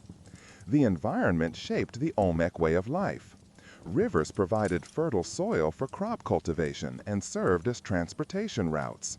Maize, beans, and squash formed the core of the diet, supplemented with seafood and hunted animals. The abundance of natural resources allowed communities to produce surplus food, supporting artisans, leaders, and specialists. This social complexity is reflected in monumental architecture, ceremonial centers, and long-distance trade networks. One of the most intriguing aspects of Olmec culture is the presence of symbols carved into stones and pottery. Although not a fully deciphered writing system, these symbols appear repeatedly in specific contexts. They may represent names, titles, or mythological concepts. Their consistency across multiple sites suggests shared cultural narratives passed down through generations. As with many civilizations, environmental change may have played a role in the Olmec's decline. Shifts in river courses altered trade routes and agricultural zones. Floods or droughts could have disrupted food supplies, prompting communities to relocate. Yet the cultural influence of the Olmecs persisted for centuries, influencing later societies through art, mythology, and urban planning. Certain ancient societies left behind architectural traces that suggest a mastery of environmental engineering far beyond what their recorded histories reveal. In many coastal regions, researchers have identified terrace stone platforms that align with tidal movements in a way that implies deliberate control of water flow. These platforms appear in regions separated by thousands of kilometers and with no known cultural connection, yet they share a similar pattern. A sequence of inclined planes built from large, smooth stones carefully interlocked without mortar, positioned to slow or redirect incoming water. Their purpose is still debated. Some scholars suggest they were early forms of aquaculture systems designed to trap fish during high tide. Others believe they were flood control measures or ceremonial walkways used during seasonal water rituals. What remains consistent is the precision of their construction. Stones cut at angles that match the natural slope of the coastline. Surfaces polished so smoothly that even centuries of erosion have not erased their intentional shape. These remnants subtly imply a forgotten understanding of hydrodynamics by communities long presumed to be technologically simple. Another cluster of findings relates to abandoned inland cities built around circular layouts. Such cities often feature concentric ring roads, radiating canals, and central plazas that seem to have functioned as communal reservoirs. A notable example includes a site where archaeologists discovered a hidden layer beneath the topsoil, a network of ceramic pipes arranged in a spiral pattern. These pipes were lightweight, reddish in color, and remarkably uniform in thickness. They were designed to channel water inward toward the city center rather than outward toward defensive walls, suggesting an unusual priority. The uniformity of the pipes hints at standardized production methods, possibly using molds or rotating mechanisms that would allow craftsmen to create hundreds of identical pieces. The spiral layout appears to reduce pressure imbalances, distributing water evenly and preventing surges. This type of engineering parallels techniques later used in more advanced irrigation systems, yet the city that built it vanished before leaving written explanations. Farther north, excavations have unearthed stone tablets etched with symbols resembling topographical wave patterns. These symbols appear repeatedly across valley walls, cliff edges, and underground chambers. They share no linguistic connection to known scripts, but some researchers think they represent measurements of land elevation or seasonal flood cycles.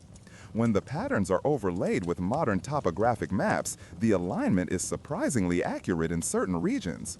This has led to theories that the ancient inhabitants monitored their landscape and recorded its changes over generations, perhaps predicting which areas were safe for settlement. The number of symbols carved into single panels suggests systematic documentation. If these interpretations are correct, then these markings may represent one of the earliest attempts at environmental cartography, a quiet visual knowledge system meant to preserve memory through patterns instead of words.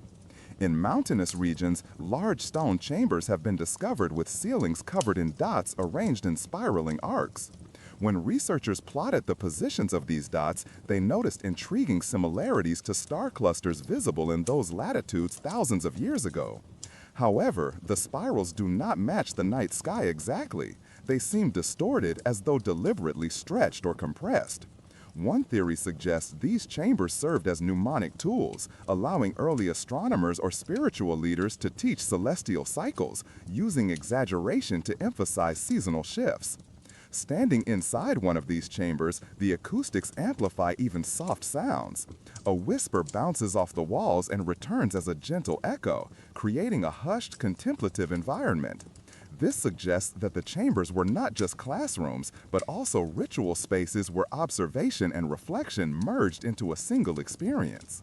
Beneath certain desert dunes, ground-penetrating instruments have revealed grids of rectangular foundations arranged so tightly that they resemble the layout of administrative districts.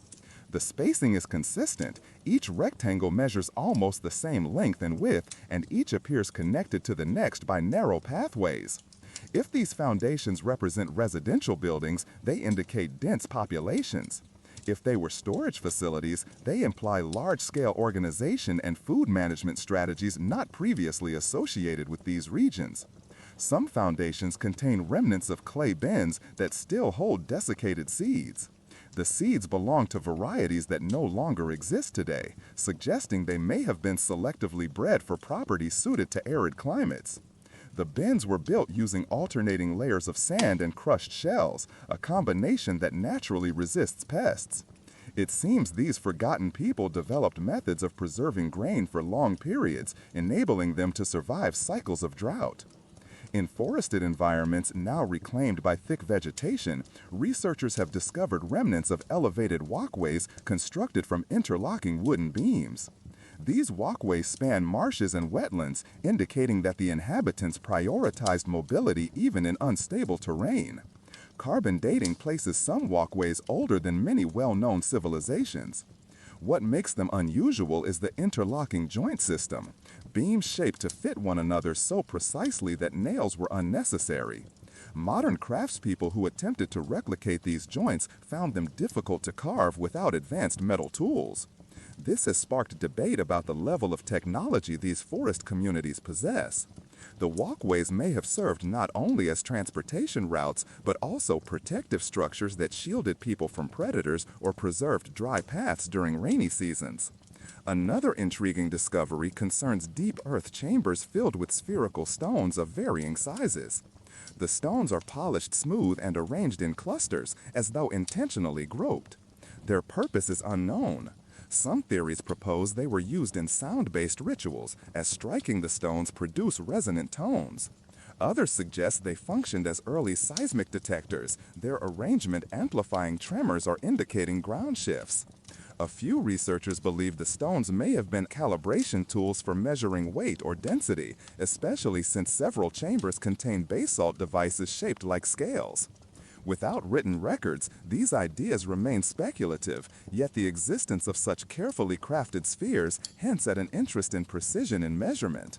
Archaeological surveys of coastal cliffs have uncovered vertical shafts carved straight down into bedrock. Each shaft is narrow, smooth, and perfectly cylindrical. At the bottom of many shafts lies a chamber filled with faint carvings. The purpose of these vertical structures is unknown. The smoothness of the stone suggests the use of repetitive, controlled abrasion. Some scholars think these shafts functioned as light wells, capturing sunlight at particular times of the year and illuminating symbols below. The alignment of several shafts matches solar positions during solstices. If accurate, these could represent early attempts at solar calibration, underground observatories hidden from the wind and weather of the coastline above. Signs of deliberate urban planning have also emerged in temperate regions where city layouts follow ratios surprisingly close to the golden mean. Streets radiate from central hubs with intervals that mirror geometric relationships later found in classical architecture. These proportions would have required careful surveying and planning. The orientation of buildings suggests an awareness of prevailing winds and sunlight angles, optimizing both warmth and ventilation. These cities were not improvised. They were designed as cohesive functional structures rooted in an understanding of mathematics and climate. Many of these discoveries remain open to interpretation, but together they sketch a picture of societies more skilled and attentive to their environments than previously imagined. Their knowledge was embedded not in written language, but in construction, pattern, and stone. Certain ancient societies left behind architectural traces that suggest a mastery of environmental engineering far beyond what their recorded histories reveal. In many coastal regions, researchers have identified terraced stone platforms that align with tidal movements in a way that implies deliberate control of water flow. These platforms appear in regions separated by thousands of kilometers and with no known cultural connection, yet they share a similar pattern. A sequence of inclined planes built from large, smooth stones carefully interlocked without mortar, positioned to slow or redirect incoming water. Their purpose is still debated. Some scholars suggest they were early forms of aquaculture systems designed to trap fish during high tide. Others believe they were flood control measures or ceremonial walkways used during seasonal water rituals. What remains consistent is the precision of their construction. Stones cut at angles that match the natural slope of the coastline. Surfaces polished so smoothly that even centuries of erosion have not erased their intentional shape. These remnants subtly imply a forgotten understanding of hydrodynamics by communities long presumed to be technologically simple. Another cluster of findings relates to abandoned inland cities built around circular layouts. Such cities often feature concentric ring roads, radiating canals, and central plazas that seem to have functioned as communal reservoirs. A notable example includes a site where archaeologists discovered a hidden layer beneath the topsoil, a network of ceramic pipes arranged in a spiral pattern. These pipes were lightweight, reddish in color, and remarkably uniform in thickness.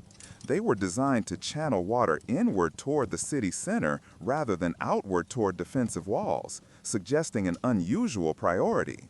The uniformity of the pipes hints at standardized production methods, possibly using molds or rotating mechanisms that would allow craftsmen to create hundreds of identical pieces.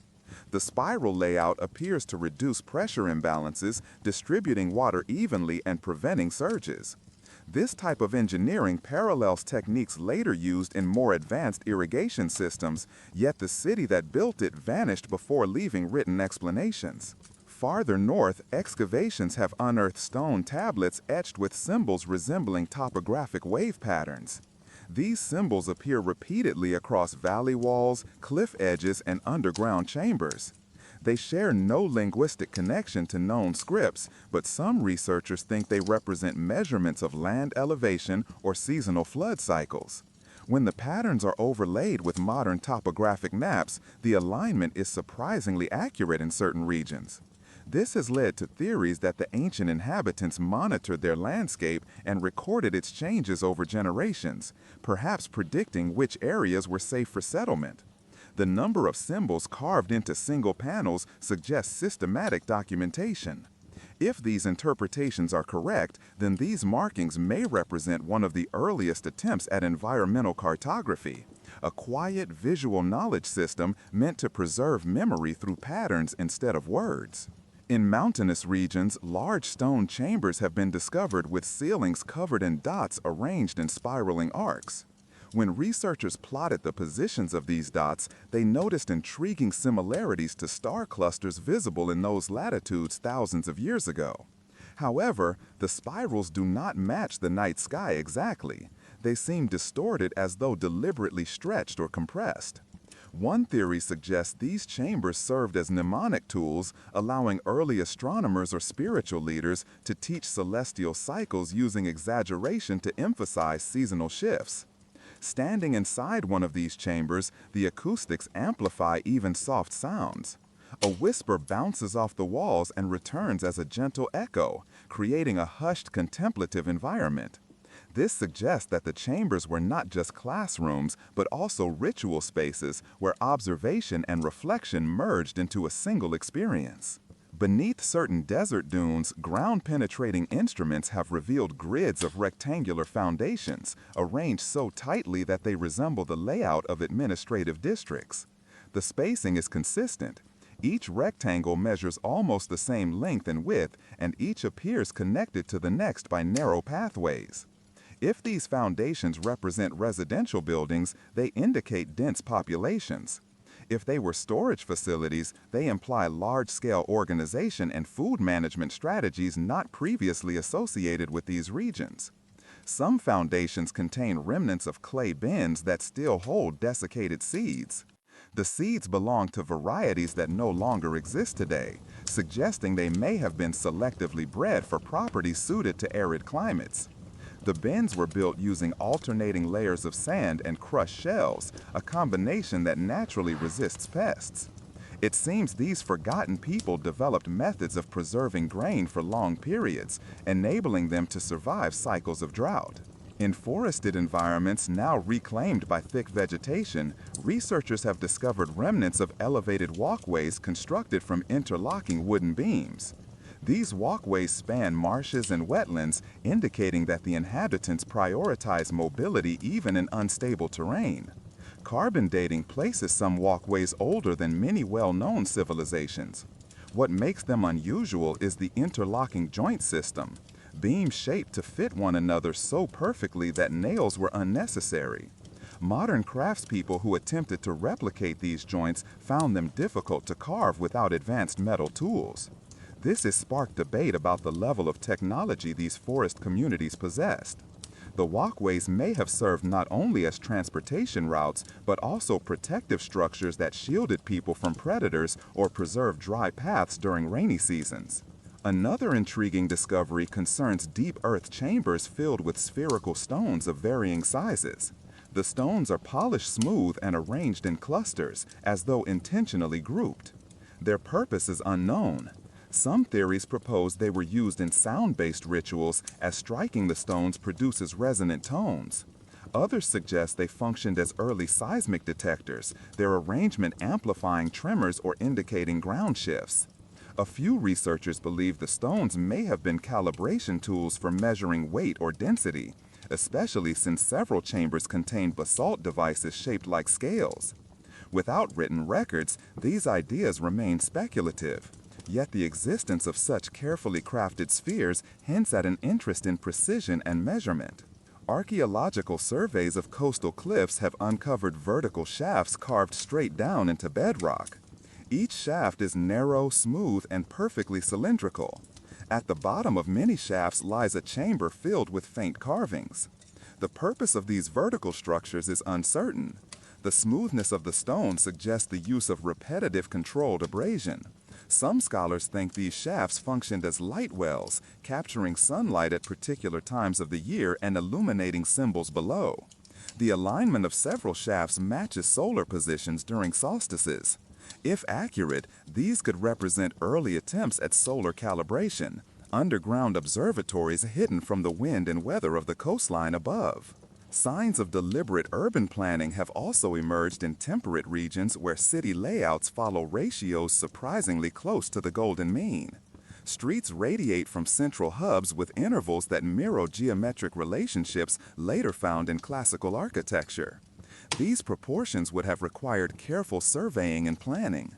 The orientation of buildings suggests an awareness of prevailing winds and sunlight angles, optimizing both warmth and ventilation.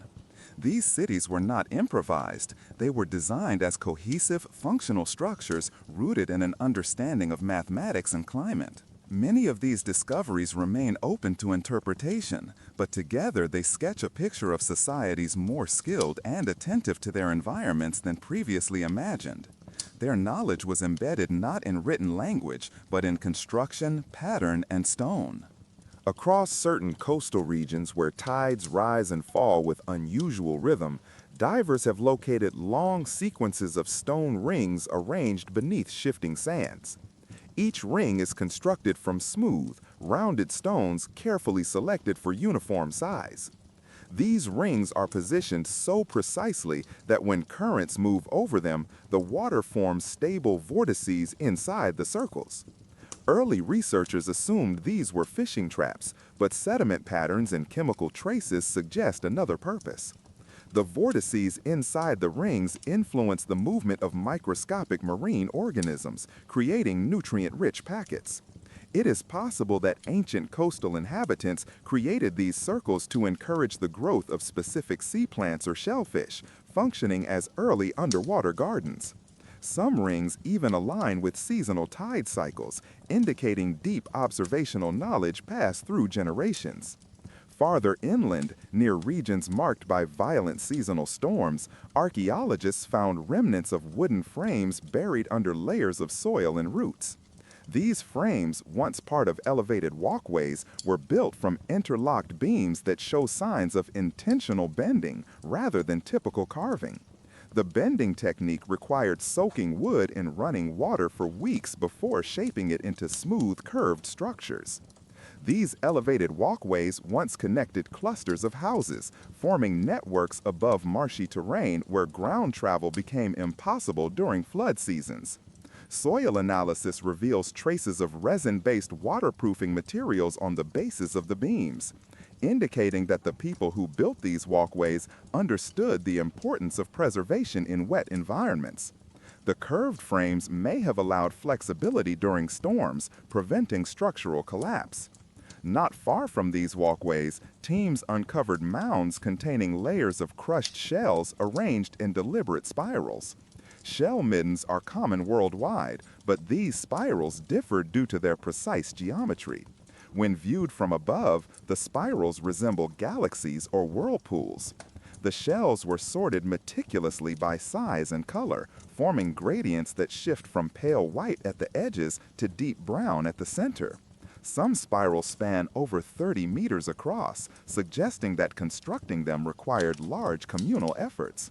The middens also contain charcoal remnants, indicating that fires were lit at specific points during ceremonies. Whether these spirals served as territorial markers, symbolic offerings, or calendars tracking seasonal shell harvests remains uncertain. Their mathematical precision shows a cultural appreciation for patterns and cycles. In highland valleys bordered by abrupt cliffs, researchers discovered rows of standing stones carved with subtle indentations that correspond to the direction of prevailing winds. These indentations produce gently whistling tones when strong gusts pass through them. Unlike the wind harmonic stones found elsewhere, these stones produce multiple pitches simultaneously, creating layered sounds that resemble distant flutes. Acoustic testing reveals that the stones were positioned to amplify wind direction information. Certain tones appear during winter, others during summer. This suggests that the stones may have served as early seasonal indicators. Communities living in these valleys likely relied on these wind tones to predict changes in weather, migration patterns, or agricultural windows. The stones show no signs of large ceremonial gatherings. Instead, they appear functional, standing quietly as living instruments tuned to the breath of the environment. On the outskirts of ancient forest regions, archaeologists have uncovered buried pits filled with compacted plant fibers. These fibers belong to species no longer found in the area, meaning the plants were either cultivated intentionally or gathered from distant habitats. Analysis reveals that the fibers were twisted, woven, and pressed into thick mats before burial. These mats acted as insulation layers beneath houses, maintaining indoor temperature during cold seasons. The mats were replaced periodically, and older ones were respectfully buried in designated locations, suggesting cultural significance beyond practical use. Some mats contain embroidered symbols stitched from dyed threads, possibly family markers or protective motifs. The presence of these designs hints at a blend of domestic life and spiritual expression. In plains shaped by seasonal grazing herds, archaeologists identified long trenches filled with polished stones arranged in gradually shifting color sequences.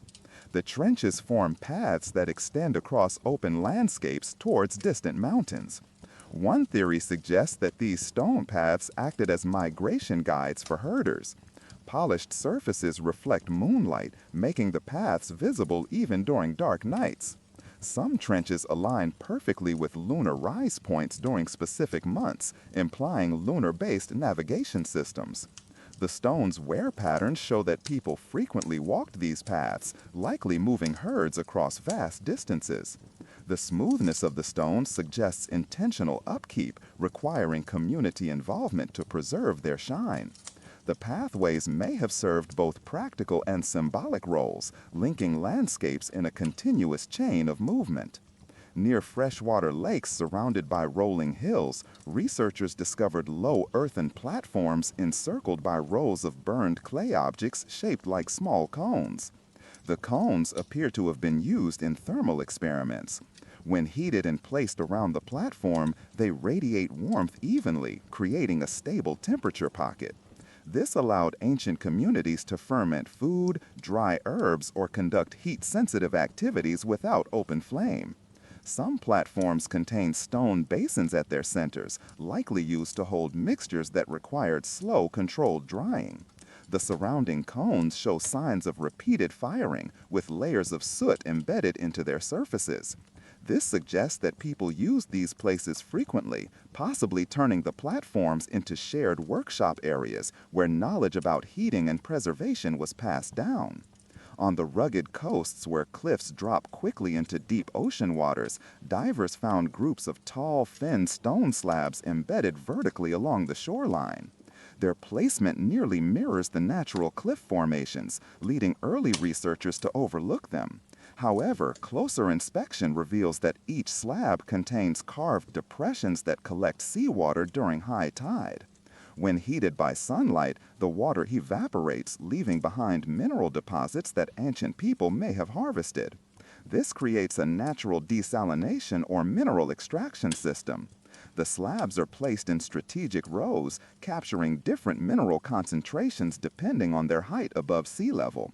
The technique is remarkably efficient, requiring no fuel or intricate tools, only time and environmental knowledge. Far inland, in dry regions where few rivers remain today, archaeologists found rows of hollow clay cylinders buried horizontally beneath ancient fields. These cylinders once formed part of an underground irrigation network. Water flowed through the cylinders at controlled rates, delivering moisture directly to crop roots while minimizing evaporation. The cylinders vary in diameter, gradually narrowing as they approach the far ends of the fields, ensuring even distribution.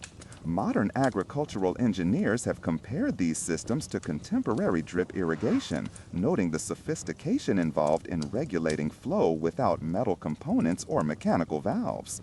The precision of this network demonstrates remarkable foresight and an understanding of water scarcity. Some cylinders contain faint decorative etchings, showing that even purely functional objects received aesthetic attention. In mountainous zones with sharp elevation changes, archaeologists located narrow stair-like depressions carved into hillsides. These depressions form zigzagging patterns that hold soil in place.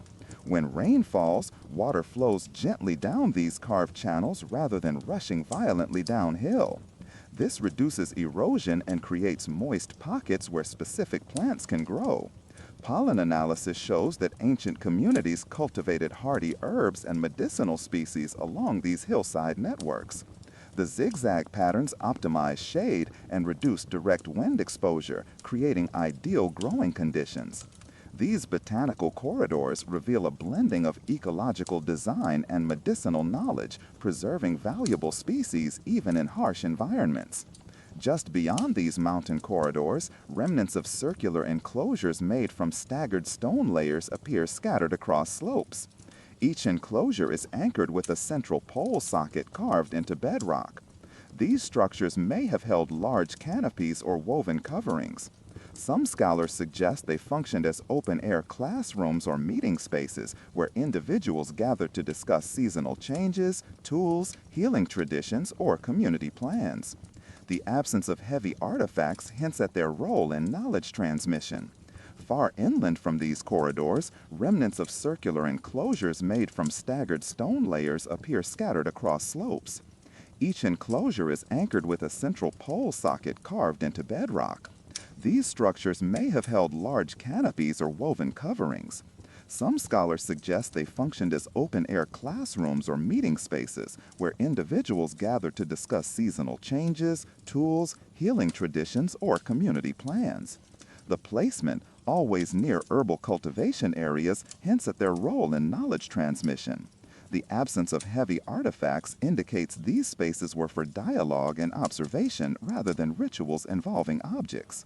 Together, these discoveries show communities. Beneath layers of dry soil in a region once fed by ancient rivers, researchers uncovered clusters of oval-shaped pits arranged in perfect rows. Each pit once held a clay vessel buried halfway into the earth, with its upper edge level to the surface. These vessels, made from unusually porous clay, absorbed moisture from morning dew and slow-moving groundwater. The water collected inside naturally cooled through evaporation, making these vessels early refrigeration chambers. Seeds, berries, and medicinal pastes stored inside remained fresh far longer than they would above ground. The vessels were replaced periodically, and fragments found around the pits show multiple generations of craftsmanship. The placement of the pits follows subtle slopes designed to guide cool air across the surface, showing that the builders paid close attention to landscape airflow. This method required no additional tools, only an understanding of how temperature shifts in still mornings. Further uphill, researchers discovered circles of flattened stones arranged around what once were small wooden shelters. These stone circles contain faint scorches and residue from slow-burning fires. Unlike typical hearths, the stones appear intentionally heated to a specific range, their surfaces displaying controlled thermal patterns. The shelters built around them featured vents that directed warm air upward, creating steady interior temperatures ideal for drying animal skins and herbs. Some stones were embedded with mineral-rich layers that release subtle aromas when heated, possibly contributing to preservation or ritual purification. This technique turned simple shelters into multifunctional drying lodges. No ornate carvings or ceremonial objects were found inside, suggesting that these lodges served practical purposes rather than religious ones. Their presence across the hillside indicates communal effort, likely involving seasonal gatherings to prepare goods for winter. Near the bottom of the slope, archaeologists found a cluster of carved wooden stakes arranged in lines resembling contour maps. Though mostly decayed, several stakes preserved in mineral-rich mud show symbols etched along their lengths. These marks align with the rise and fall of the land, suggesting the stakes were part of an early surveying system used to plan agricultural plots or flood channels. The stakes once supported thin strings or fibers that marked terrain divisions. Some symbols correspond to celestial events, hinting at a combined understanding of land and sky. This method allowed people to anticipate seasonal flooding and prevent crop loss. The precision reflects an intimate relationship with environmental cycles. These stakes were not simply markers, but guides crafted with memory and knowledge embedded in every line. In the valley's central plain, a large circular depression contains layers of compacted earth interspersed with charcoal bands. The pattern of the layers indicates intentional burning of thick grasses and reeds to create a fertile carbon-enriched soil. This early form of biochar agriculture helped retain moisture and nutrients, allowing crops to thrive even during dry seasons. Surrounding the circle, small ceramic figures depicting plants and animals were discovered. These figurines might have been used as teaching tools, helping future generations understand seasonal cycles and crop behavior. The circle likely served as both a communal farm and a place where knowledge about soil and growth was shared quietly. Traces of footpaths around the perimeter show frequent movement. These signs suggest a space where people gathered regularly to tend soil and exchange wisdom. On the edges of the plain, remnants of shallow trenches reveal a network that once redirected excess rainwater across fields in controlled streams. Pebbles lining the bottom of the trenches minimized erosion and filtered sediment. The branching design resembles leaf veins, with wider channels feeding smaller ones. Water flowed through gently, never too fast, carrying just enough moisture to support surrounding vegetation. Some channels diverged into areas with medicinal plants, suggesting people maintained separate zones for healing herbs. Clay markers placed along the trenches bear small incised shapes resembling leaves, possibly indicating types of plants or watering patterns. This irrigation system demonstrates a deep respect for water's subtle behavior, guiding it softly instead of forcing it. Not far from the trenches, researchers discovered clusters of dried resin fragments containing plant fibers and mineral dust. When rehydrated, the resin reveals properties resembling early adhesives used for binding tools and repairing cracks in pottery. The mixture includes sap from trees once common in the region, combined with ground minerals to strengthen the paste. Some resin chunks contain imprints of woven patterns, suggesting they were used to waterproof containers or patch baskets. The people who made this resin understood natural chemistry through generations of observation. They likely experimented with different plants and minerals, refining mixtures through trial and memory. This method was practical yet quietly innovative, showing sophistication in everyday tasks. Nearby, at the entrance of a narrow gorge, archaeologists found a series of grooves carved horizontally across the cliff face. These grooves form a vertical timeline, marking significant natural events such as floods, droughts, or unusual weather cycles.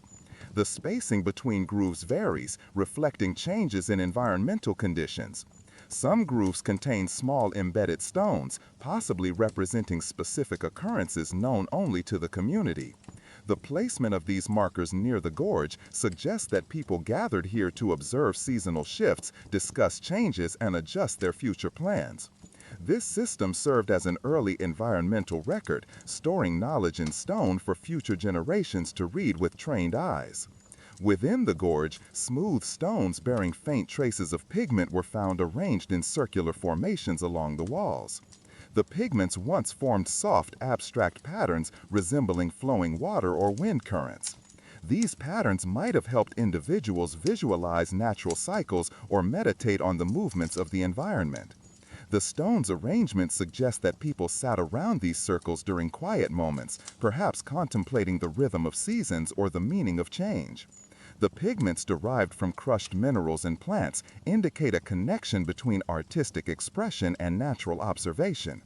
Even without clear figures or narratives, the circles radiate peaceful intention. Farther into the gorge, shallow alcoves carved into the rock hold small bundles of plant stems and seeds bound together with fiber cords.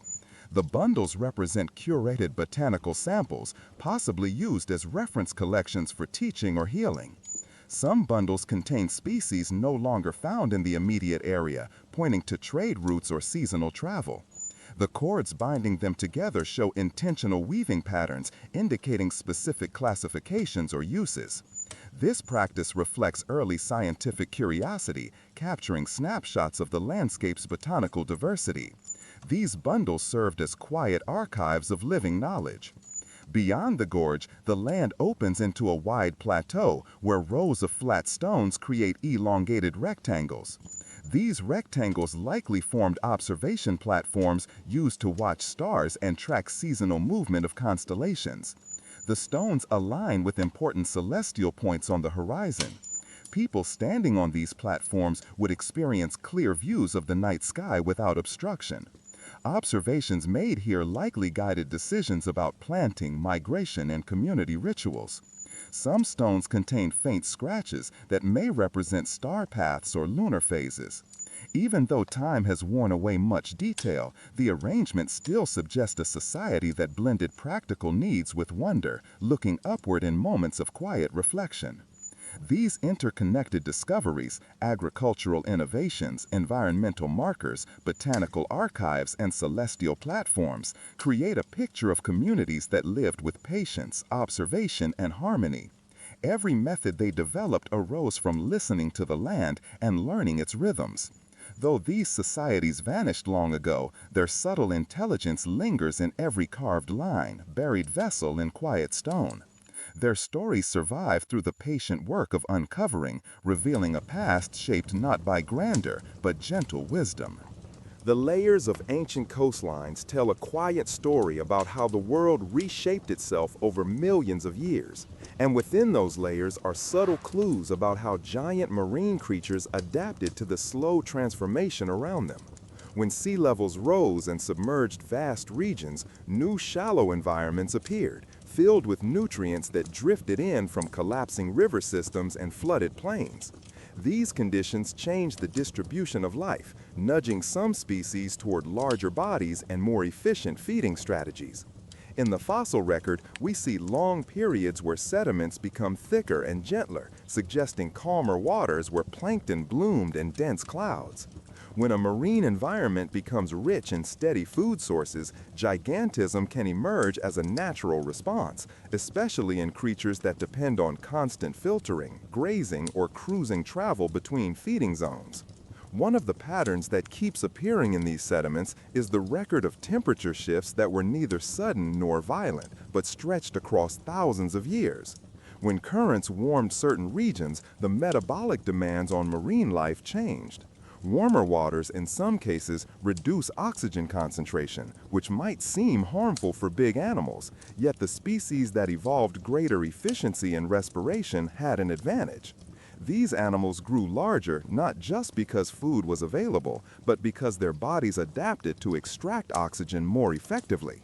Fossilized gill structures and rib cage expansions in certain ancient fish hint at this subtle physiological transformation. The oceans were becoming more complex, and the giants that roamed them were shaped by these long environmental rhythms. Another key factor in this growth trend was predator-prey escalation. In ecosystems where predators increased in size, prey species either became faster, more armored, or simply bigger. For some marine creatures, growing larger meant outpacing predators or becoming too difficult to swallow whole. For others, it meant developing slower but more enduring movement patterns. Some of the largest armored fish of the Devonian period show evidence of both defensive and offensive gigantism. Their thick plates, curved jaws, and heavy bodies indicate a world where confrontation was inevitable. These animals didn't grow enormous purely to feed more efficiently. They did it to survive in a landscape where every advantage mattered. At the same time, the deep ocean offered a different story. Creatures that wandered into deeper regions faced colder, darker environments with fewer resources, yet some species still achieved significant size. This contradicts the idea that abundant food is the only path to gigantism. Instead, these deep-dwelling giants may have benefited from slower metabolisms and longer lifespans, giving them the ability to grow gradually over many decades. Their fossils suggest minimal predation pressure and stable environmental conditions, allowing them to evolve bodies that were not designed for speed or combat, but endurance and quiet persistence. The bones of these creatures show slow growth rings, almost like tree trunks, gentle, incremental expansion over vast stretches of time. In other regions, ocean currents created natural highways for migratory species. These long-distance routes funneled nutrients, mixed water layers, and created feeding corridors where large marine animals could graze or hunt with minimal energy expenditure. Fossils found along these paths often belong to species that grew significantly larger than their relatives in more isolated regions. These migratory corridors acted as evolutionary accelerators. Creatures that could travel far and conserve energy gained access to more food, more breeding opportunities, and more genetic diversity. Over time, this produced robust species capable of reaching impressive sizes. Coastal reefs also played a crucial role in shaping gigantic marine life. Reefs during ancient periods were sometimes much larger and more continuous than modern coral systems. They created shelter for smaller creatures and ambush points for predators. Larger animals learned to patrol the edges of these structures, using their size to dominate territory. In reef fossils, we often find signs of bite marks, injuries, and healed scars on giant marine animals, suggesting frequent conflicts. These marks tell us that gigantism was not only a defense mechanism, but also a competitive advantage for securing space and feeding grounds. In some fossil layers, mass mortality events appear as sudden accumulations of skeletons or impressions. These events may have triggered evolutionary bottlenecks. After such events, species that survived had traits that allowed them to recover or exploit newly available niches. For some groups, this meant expanding their body size as ecosystems rebuilt themselves. With fewer competitors and abundant resources returning after the collapse, surviving species had opportunities to grow in ways that were not possible before. These expansions were not fast bursts of growth, but slow generational shifts that gradually pushed species toward gigantism. When we look at ancient teeth and jaw structures, we find another important detail. Some of the largest marine predators evolved serrated, reinforced teeth that allowed them to feed on creatures larger than themselves. This feeding strategy required powerful jaws and strong musculature, which over evolutionary time encouraged overall body enlargement. In contrast, filter feeders grew large to process huge volumes of water. Though the strategies were different, both pathways resulted in animals that exceeded sizes possible in land environments. Water's buoyancy freed them from the limitations of gravity, allowing their bodies to expand far beyond what any terrestrial creature could sustain. Ocean chemistry also shifted throughout these eras. In periods with higher oxygen levels, marine animals had more metabolic freedom. Increased oxygen availability allowed larger animals to thrive in regions where they previously couldn't. When oxygen increased, we see an uptick in fossils of larger organisms. When it decreased, gigantism slowed or reversed. This interplay between chemistry and life highlights how sensitive evolutionary trends are to global conditions that unfold over hundreds of thousands of years. The positioning of continents had an influence as well. When land masses separated and ocean basins widened, marine ecosystems became more varied. New coastlines formed, creating isolated pockets where species evolved independently. In some isolated basins, giants emerged due to lack of predators or access to unique food sources. In others, giants appeared because the environment favored slow but continuous growth. Every region left its own signature in the fossil record, telling a different chapter of the same overarching story. Throughout these changes, one truth becomes clear. Marine gigantism was not a single event or a simple reaction to one environmental condition. It was a mosaic of pressures, opportunities, and gradual adaptations. Each fossil is a quiet witness to the relationship between living creatures and the world around them, shaped by currents, chemistry, temperature, competition, and time. The giants of ancient oceans emerged from landscapes both calm and turbulent, rich and sparse, warm and cold. They grew because the ocean, in its vastness, allowed them to. The story of ancient marine giants continues in the quieter zones of the prehistoric seas, places where sunlight faded into dim gradients and the boundaries between day and night dissolved into muted blue shadows. In these transitional depths lived creatures that did not rely on constant movement or aggressive predation. Instead, they specialized in endurance and slow, deliberate growth patterns. Fossils from these regions show elongated vertebrae, dense bones, and minimal evidence of sudden growth spurts. This suggests that these animals lived in environments where stability shaped them more than competition.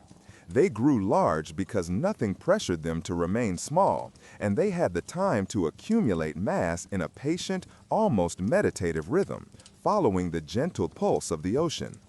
One key discovery from these zones is the presence of ancient cephalopods with shells far larger than their shallow water relatives. Their shells spiral outward in wide, elegant arcs, showing chamber after chamber that expanded as the animal grew. Each chamber contains clues about water chemistry, letting scientists read the conditions of the ancient oceans like pages in a diary. These cephalopods weren't driven toward gigantism by predation. Rather, their size protected them from the rare but powerful threats lurking in the depths. With few places to hide, growing larger became a natural form of defense. The shapes of their shells, smooth or ridged, also reveal how they navigated the slow, dense waters. Larger bodies meant more buoyancy control, allowing them to drift with a steadiness that smaller creatures couldn't match. Moving farther into the fossil layers, there are signs of ancient plankton blooms that supported immense food chains. When plankton populations surged, filter feeders evolved to take advantage of this abundance. The fossilized remains of early gigantic filter feeders show specialized structures along their jaws, elongated gill rakers, and expanded throat cavities.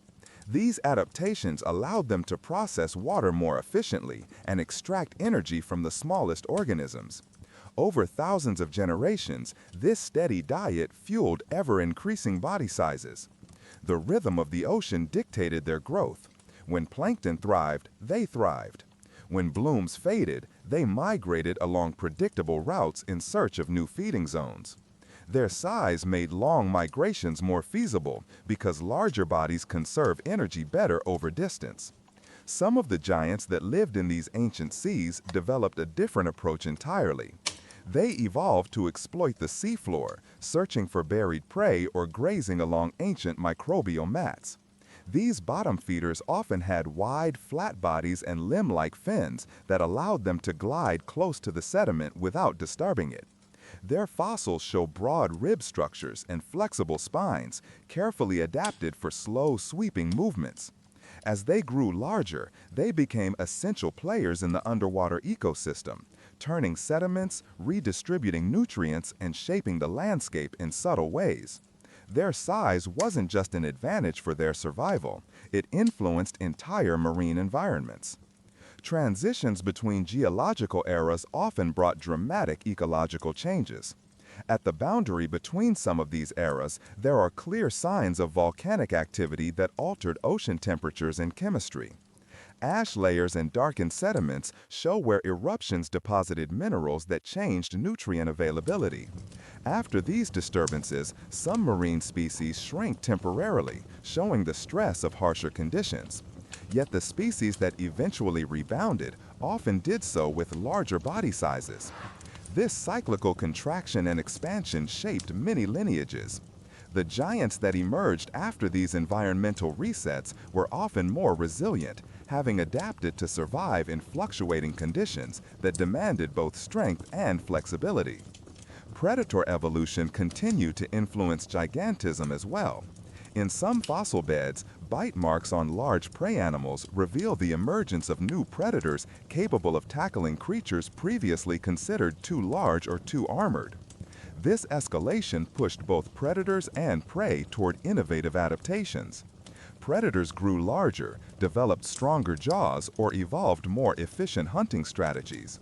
Prey species responded with thicker shells, faster swimming abilities, or by increasing their size to make themselves less vulnerable. These evolutionary arms races left clear imprints on the fossil record, marks of ancient battles preserved in stone. Each scar tells a story of how survival pressures shaped the giants of the ocean. Another phenomenon influencing gigantism was the movement of nutrients through ancient ocean currents. These currents carried minerals from volcanic regions, river deltas, and deep-sea vents. As nutrients dispersed across the seas, they created zones of high productivity.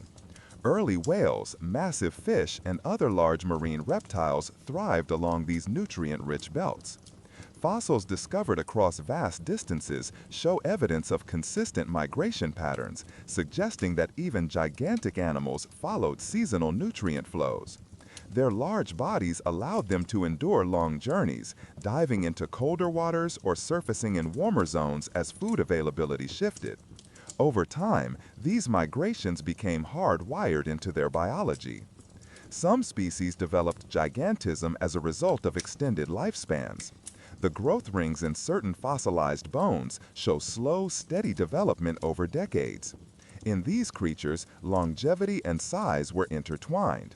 With few predators and stable environmental conditions, these animals could afford to grow gradually, accumulating mass that provided thermal stability and energy reserves. Their bones reveal an almost serene growth pattern.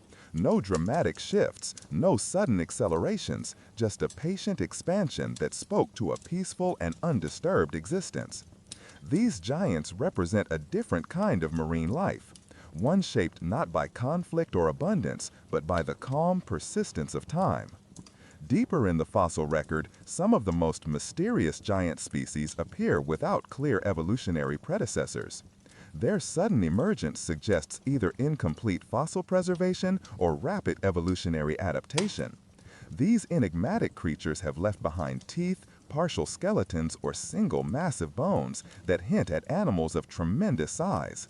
Without complete fossils, scientists must piece together their existence from fragments. Each discovery adds to a picture that remains incomplete but fascinating. These unknown giants remind us that many chapters of Earth's history remain hiding beneath layers of rock and sand. Changes in global sea levels also influence the growth of marine giants. When ice sheets expanded or melted, coastlines shifted dramatically. Newly submerged regions created fresh habitats, while exposed areas forced species to adapt or migrate. These constant transformations shaped evolutionary pathways in unpredictable ways. Larger species could survive longer migrations and reach new feeding grounds, giving them an advantage in unstable environments. Smaller species sometimes disappeared from the fossil record during these transitions, while the larger ones left behind more traces of their expansive movements. The interplay between competition and cooperation also influenced the rise of gigantic marine species. Some animals formed loose groups or large schools that helped them navigate the oceans more safely. Fossils found in clusters suggest social behavior in certain species, where size offered protection and stability within the group. Others traveled alone, relying on isolation and stealth. Whether solitary or solitary, these giants show the adaptability and diversity of prehistoric marine life. As the ancient oceans continued changing, food webs grew more complex.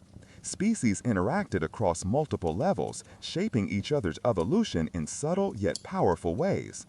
Gigantism emerged as a response to environmental opportunities, survival needs, and deep ancient rhythms that governed life in the water.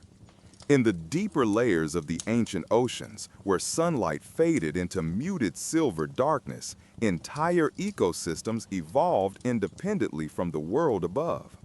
These zones held creatures whose bodies adapted to pressure, temperature, and silence in ways that seem almost unreal today. Fossils from these depths often show thickened bone structures and elongated limbs, suggesting that the creatures who lived there relied on slow, efficient motion. Their large bodies allowed them to glide for long distances without expending much energy, using the faint ocean currents as their guide. Their size was not only a biological trait, but a tool for survival, helping them store oxygen, maintain body heat, and move through heavy water without being swept away. In some regions, there is evidence of ancient hydrothermal vent ecosystems supporting surprisingly large organisms. These vents released mineral-rich plumes that fed colonies of microbes, which in turn supported larger life. Tube-like fossils, wide shells, and strange segmented structures hint that some of these creatures reached impressive sizes by feeding on chemosynthetic energy rather than sunlight. Their growth was tied to the stability of these vents. When the vents remained active for thousands of years, the creatures around them had time to grow, reproduce, and expand their ecological roles.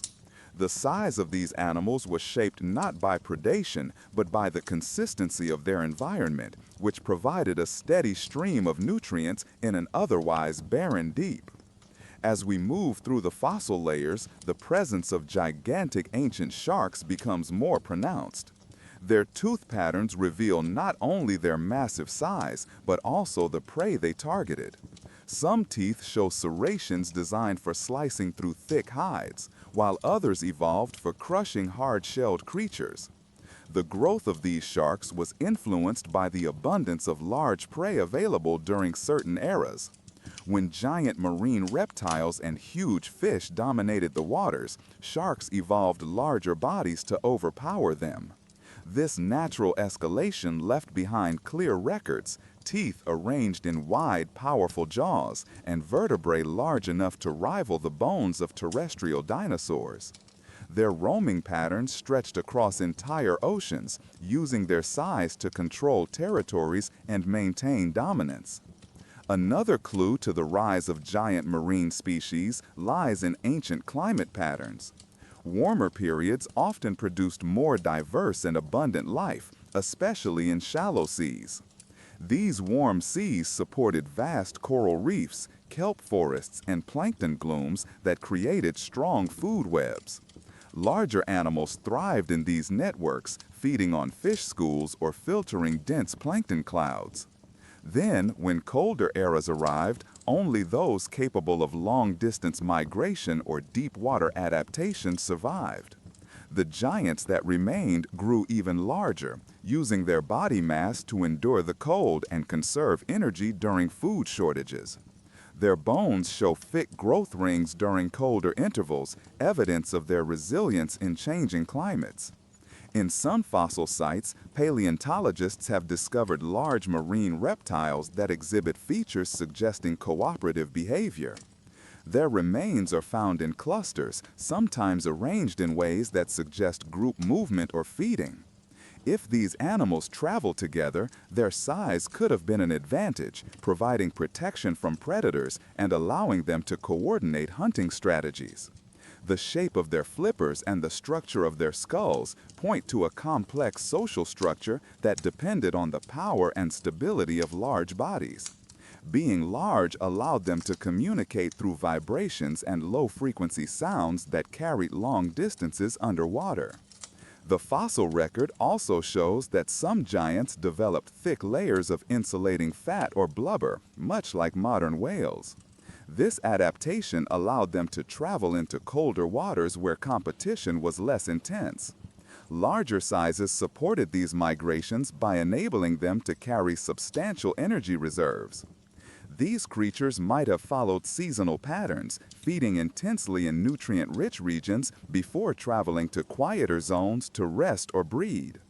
The absence of small predators in these cold, deep regions allowed them to relax their defenses and grow even larger, focusing on endurance rather than speed or aggression. One fascinating pattern seen repeatedly in marine fossils is the tendency for larger animals to have slower metabolisms. Slow metabolisms meant slower aging, longer lifespans, and more time to grow. Some bones show decades of steady growth with no dramatic interruptions. These giants lived in rhythmic harmony with the ocean, expanding gradually year by year. Their size was less about competition and more about the peaceful luxury of time, time to grow, time to adapt, and time to become witnesses to entire shifts in Earth's climate and geography. There are also fossils that suggest the presence of immense filter feeders even before whales existed. These early giants evolved wide mouths and specialized feeding structures long before mammals entered the sea. Their sheer size allowed them to take in massive volumes of water with each movement, filtering thousands of tiny organisms that thrived in ancient plankton blooms. These gentle giants shaped their ecosystems by cycling nutrients and stirring surface waters as they moved, creating microcurrents that supported smaller creatures around them.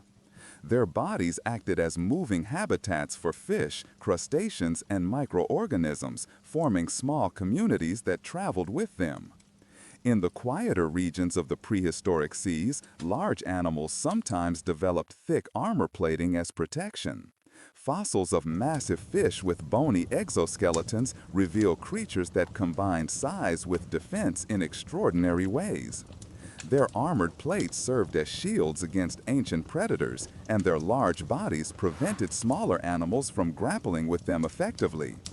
Over time, as predators grew larger, these armored fish increased in size too, continuing the evolutionary spiral. Some of their plates are so thick that they preserve the marks of ancient clashes, each groove a reminder of the harsh battles fought in the deep. Gigantism also arose in creatures that inhabited the twilight zone, a region where light barely penetrated. Here, being large helped animals detect faint vibrations and movements in the water. Fossils of ancient sensory organs suggest that some species developed heightened sensitivity, allowing them to detect prey or predators long before they came into view. Their bodies grew to support these sensory adaptations, elongating structures that amplified environmental signals. Their size was necessary to house stronger, more complex sensory systems that gave them an advantage in a world of dim silhouettes and shifting shadows. Some giant species left behind mysterious trails on the ancient seafloor, preserved in sedimentary layers. These trails indicate slow, deliberate movement across vast stretches of ocean. The width and depth of these impressions suggest creatures of enormous mass gliding just above or along the seabed. These gentle patterns reveal a kind of underwater migration that wasn't rushed or aggressive, just steady and continuous, like the drifting of clouds across a silent sky. Their huge bodies shaped these trails as they traveled, leaving behind evidence of journeys that may have lasted months or even years. Toward the end of certain prehistoric eras, when many species faced extinction pressures, gigantism became a double-edged sword. Larger animals required more food, and when resources declined, they became vulnerable. Fossil layers show sudden disappearances of some giant species, replaced by smaller, more adaptable forms. Yet, in many cases, the giants returned after the environment stabilized. New lineages rose from survivors, often growing even larger than their predecessors. This resilience highlights a deep ancient rhythm of loss and renewal that shaped the giants of the oceans. In some fossil sites, paleontologists have discovered large marine reptiles that exhibit features suggesting cooperative behavior. Their remains are found in clusters, sometimes arranged in ways that suggest group movement or feeding. If these animals travel together, their size could have been an advantage, providing protection from predators and allowing them to coordinate hunting strategies.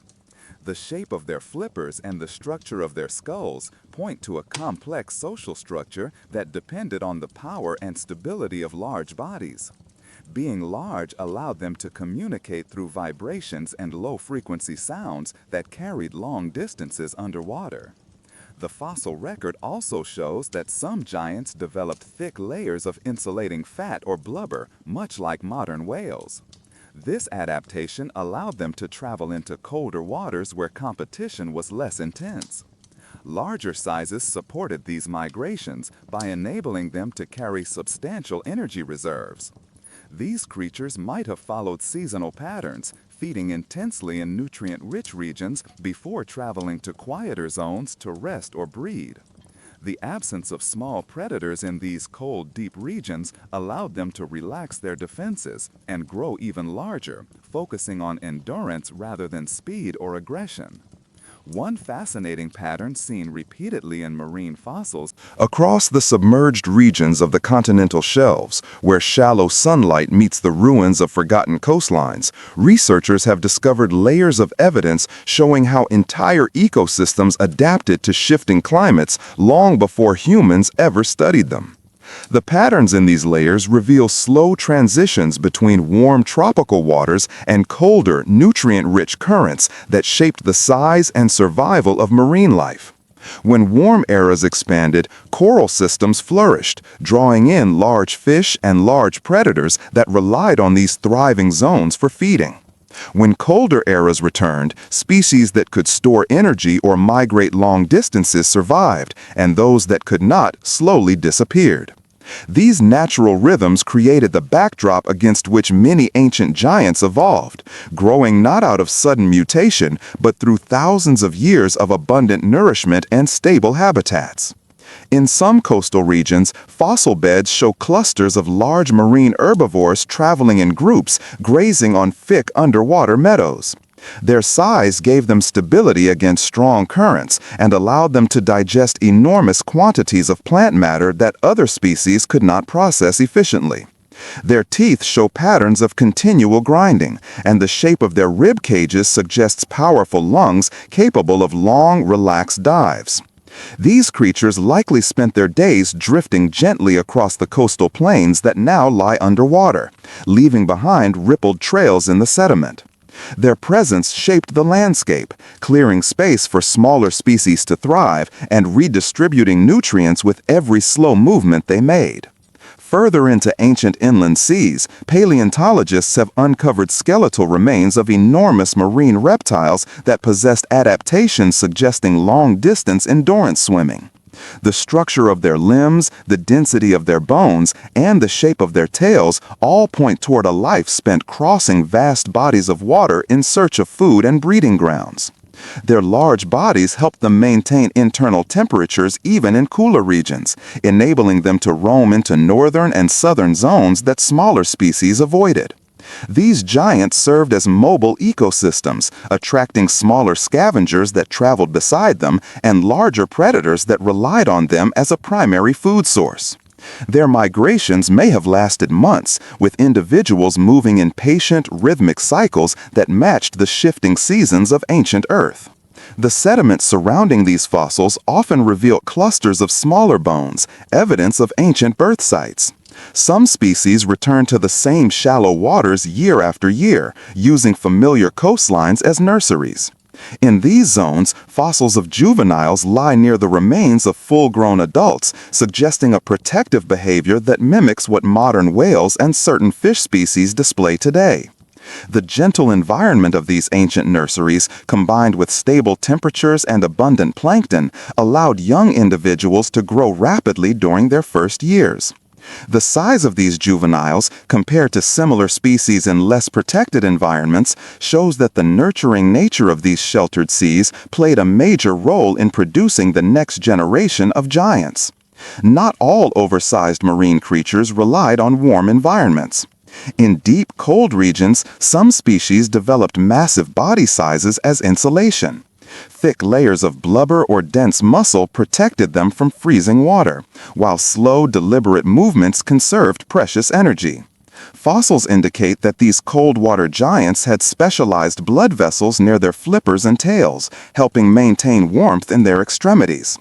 Their large bodies also allowed them to slow their heart rates dramatically, conserving oxygen during deep dives that may have lasted hours. These creatures traveled through the quiet, low-light depths, feeding on bioluminescent organisms and slow-moving prey that drifted in the deep currents. Further into volcanic ridges, other large species took advantage of the minerals released into the sea. These zones created bursts of productivity, drawing in dense clusters of fish and invertebrates. Large predators evolved to patrol these fertile boundaries, growing to impressive sizes that allowed them to dominate the region. Fossil teeth found near these ridges show heavy wear, suggesting constant feeding, while the surrounding sediment often contains crushed shells and fragmented bones, revealing the powerful force these animals used when hunting. Their bodies grew in proportion to the wealth of food available, shaped by the abundance of ancient marine life that flourished around the volcanic vents. Some of the largest ancient creatures were not predators at all, but opportunistic feeders that relied on the seasonal patterns of plankton. When plankton exploded in number during certain months, these giants consumed unbelievable amounts of microscopic organisms using filtering structures that spanned wide sections of their skulls. Fossils show intricate grooves where cartilage once supported large filter plates. The expansion of these plates over generations created creatures whose mouths could scoop vast gulps of water with each movement. Their size was both a result of this abundance and a requirement for maintaining the enormous filtering apparatus that defined their survival. These giants drifted slowly through the seas, opening and closing their mouth in gentle, repetitive motions that echoed through the water like a quiet pulse. The rise and fall of sea levels also played a major role in shaping gigantism. During periods when oceans advanced inland, new shallow habitats formed, warm, protected spaces with high productivity. Species that entered these newly formed zones found ideal conditions for growth. Fossils in these regions show rapid size increases over just a few generations, suggesting that the environment alone could trigger growth changes.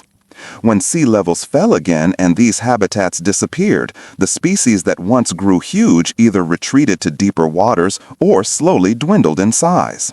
These fluctuations created a natural cycle of expansion and contraction that played out repeatedly across millions of years. Another aspect of gigantism lies in the absence of competition. In certain isolated basins or inland seas, large predators went extinct while their prey survived. Without pressure from above, prey species grew larger, filling ecological roles previously occupied by predators. Their fossils show gradual shifts in bone structure, with increased height and length appearing over long periods. These expansions often ended abruptly when new predators entered the ecosystem or when environmental changes reduced available food. Still, the brief eras during which these species grew larger left behind impressive remains that speak to the unique conditions of their time. Some fossils reveal patterns of injury and healing, especially in larger animals. These marks indicate long lifespans, decades or even centuries, during which individuals endured wounds from predators, environmental hazards, or territorial encounters. The fact that they healed suggests strong immune systems and slow, careful lifestyles that minimized risk. These giants lived long enough to witness environmental changes that smaller, shorter-lived species could not adapt to. Their size gave them resilience, allowing them to survive droughts in food availability and long migrations between feeding zones. In a few extraordinary fossil sites, paleontologists have found remains of species that combine traits of both filter feeders and active hunters. Their bodies grew large to support dual feeding strategies, scooping plankton when it was abundant and pursuing large prey when necessary. Their skulls and teeth show adaptations that made them extremely efficient, and their ribs suggest a strong, flexible chest capable of supporting long dives and sudden bursts of speed.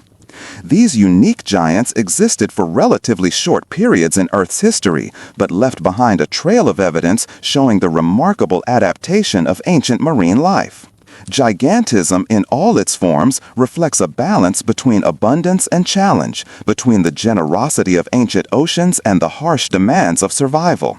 Each fossil represents a long, silent story of adaptation, creatures expanding slowly over time as the world around them shifted in cycles of warmth, cold, migration, and stillness.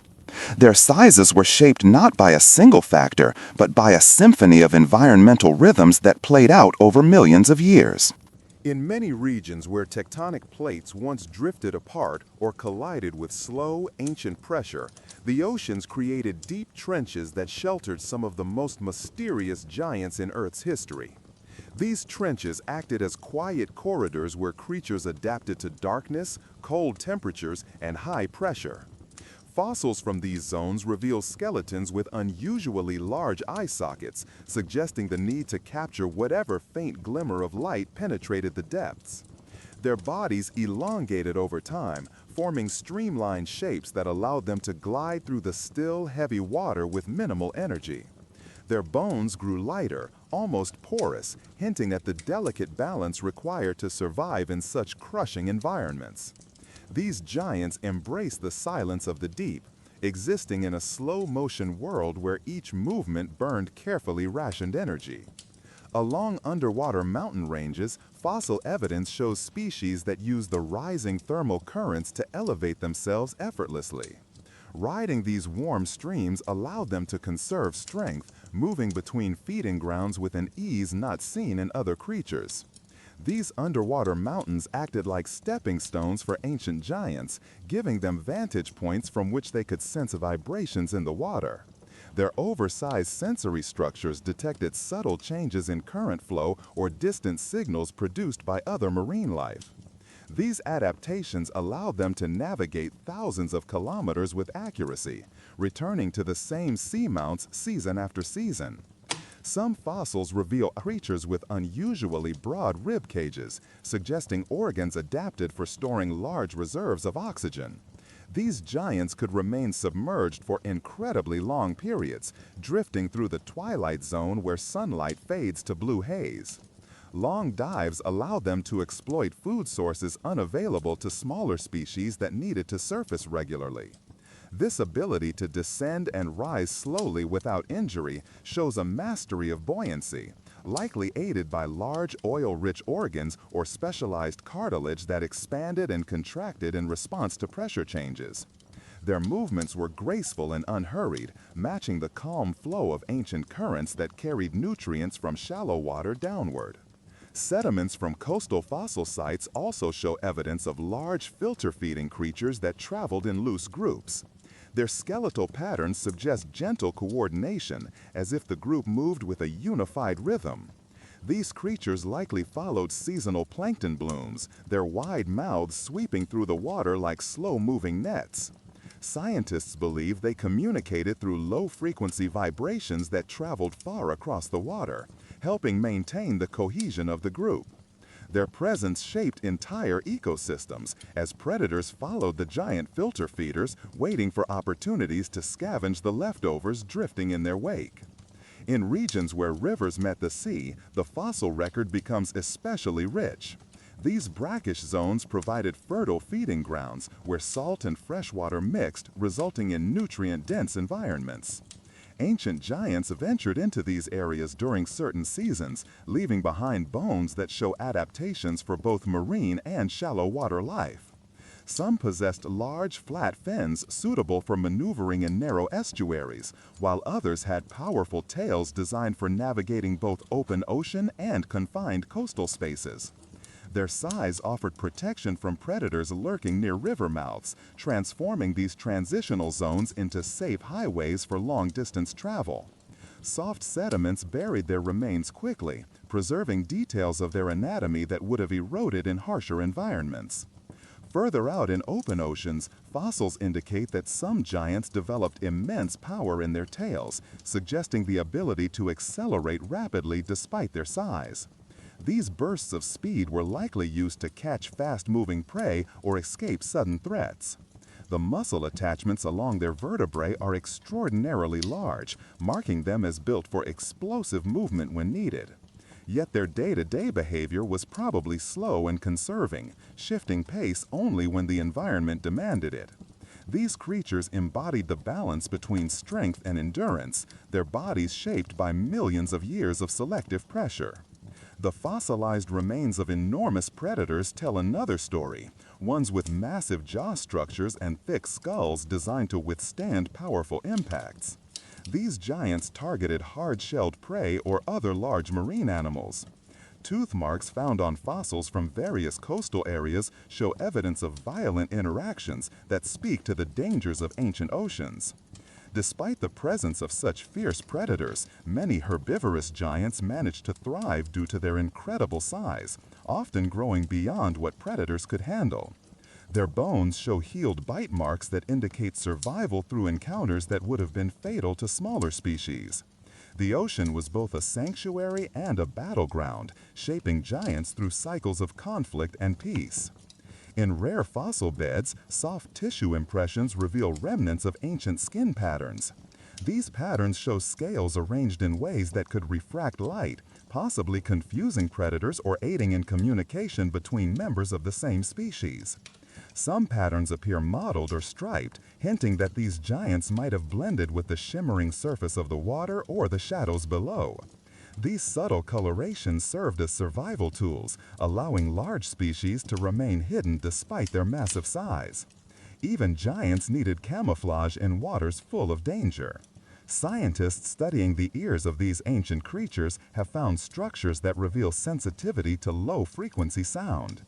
These sounds, capable of traveling thousands of miles underwater, enabled communication over vast distances.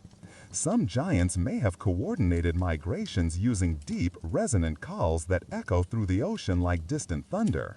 The ability to detect such vibrations also helped them locate distant storms, underwater volcanic activity, or large gatherings of prey. Their entire existence was tuned to the subtle signals of the sea, allowing them to thrive in environments that shifted constantly over millennia. Other fossils show specialized feeding adaptations that allowed giants to take advantage of niche food sources. Some had teeth shaped like combs for scraping algae off rocks. Others had elongated jaws for reaching into narrow crevices. These variations reveal the flexibility of ancient marine ecosystems and the many evolutionary paths that led to gigantism. Over time, environmental changes caused some of these giants to vanish while others adapted again, shrinking in size or evolving new forms entirely. The ocean's history is filled with these transitions, where every species left behind clues to its unique way of surviving. During periods of global warming and cooling, giants adapted in ways that indicate remarkable resilience. Warm eras expanded habitats and boosted productivity, allowing some species to reach unprecedented sizes. Cold eras favored slow metabolisms and deep diving behaviors. These responses show that gigantism was not a static trait, but a shifting strategy that changed with the planet's climate. Each fossil is a snapshot of a world long gone, shaped by forces that still influence the oceans today. The remains of prehistoric microorganisms found alongside these giants show how even the smallest species contributed to the growth of the largest. Plankton blooms fueled by volcanic ash or shifting currents created temporary windows of abundance, allowing giant species to flourish. When conditions changed, these same species struggled, forming the rise and fall cycles that define Earth's ancient marine history. Gigantism flourished where stability and abundance met, creating creatures that seemed almost unbounded in their potential. All these clues together form a quiet tapestry of life, slow, deliberate, shaped by the rhythm of the ancient seas. The giants that once roamed those waters lived in harmony with the world's shifting heartbeat, growing large not from dominance, but from patience, adaptation, and the gentle generosity of their surroundings. Their stories linger in the layers of stone and sediment, waiting silently to be uncovered. Some civilizations drift so quietly through time that even their ruins barely whisper. Their names never made it into textbooks, their stories rarely appear in documentaries, yet they shaped pieces of the world in ways we can still feel beneath our feet. As the journey enters its final stretch, it becomes clear that the last vanished civilizations are the softest of them all, leaving behind traces so delicate that they feel like dreams dissolving into the morning light. Their presence is sensed more than it is known, remembered more by intuition than by record. There are civilizations whose footprints vanish not because they were small, but because nature reclaimed them with unusual speed. Coastal cultures along the Indian Ocean trade routes were once vibrant, wealthy nodes in a maritime network. The only reason we're sure they existed is because foreign traders mentioned them. But their own cities sank beneath coastlines shaped by centuries of storms, tides, and tectonic shifts. Their pottery washes ashore occasionally, polished by waves into smooth oval pieces that look more like river stones than artifacts. Each piece feels like a word removed from its sentence, floating alone with no context to anchor it. Another vanished group is hidden beneath wetlands in Eastern Europe. Archaeologists found wooden posts arranged in perfect circles deep under peat layers, suggesting a culture with ritual or astronomical traditions. But wood dissolves, and peat eats nearly everything organic. What's left are just shadows in the soil, dark rings where the posts once stood. No metal, no writing, no tools, only the negative shapes of their ceremonial spaces. The softest civilizations leave behind outlines, the way a body leaves a warm imprint on a cold sheet. High in the Andes, there were societies before the Inca, cultures who built stone terraces that still cling to the slopes like quiet signatures.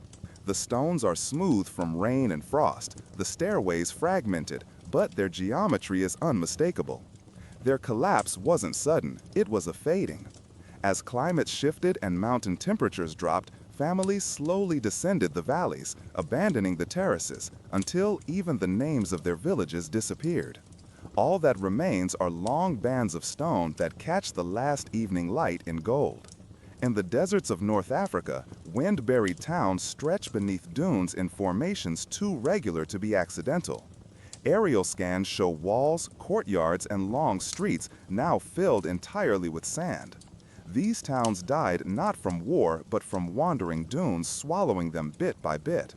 The sand moved like a slow tide, drifting over houses until roofs caved under the weight. Today, the desert looks flat and eternal.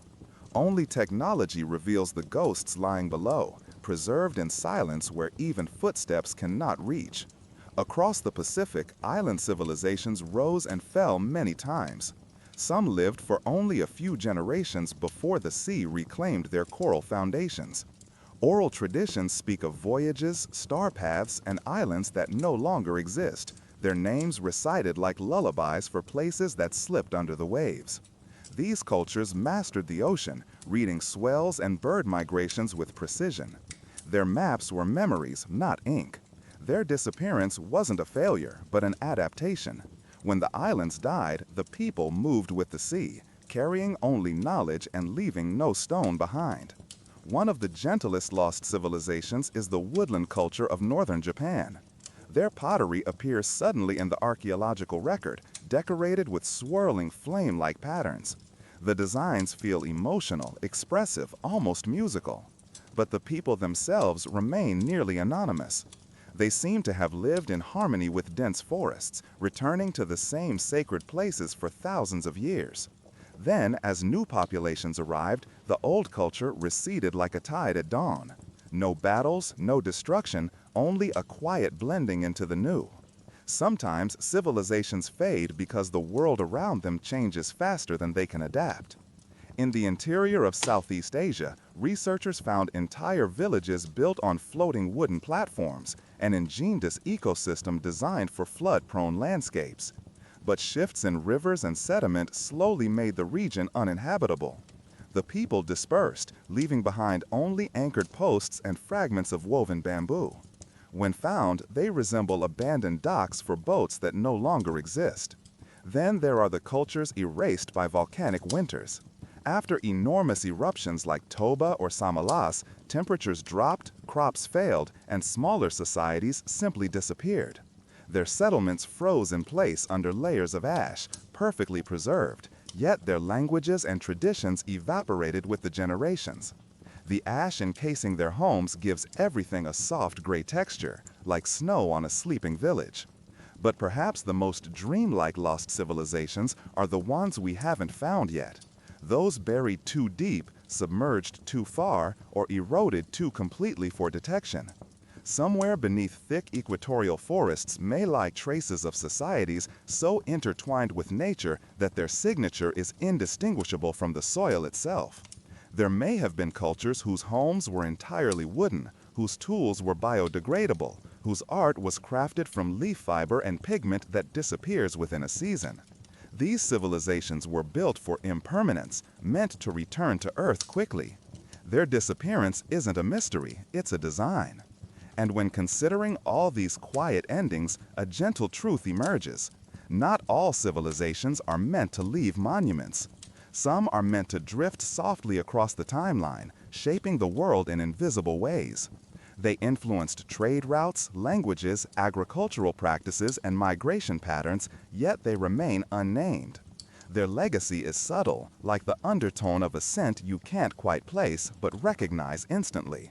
Near the end of this journey, the idea of a lost civilization becomes less about vanishing and more about transformation.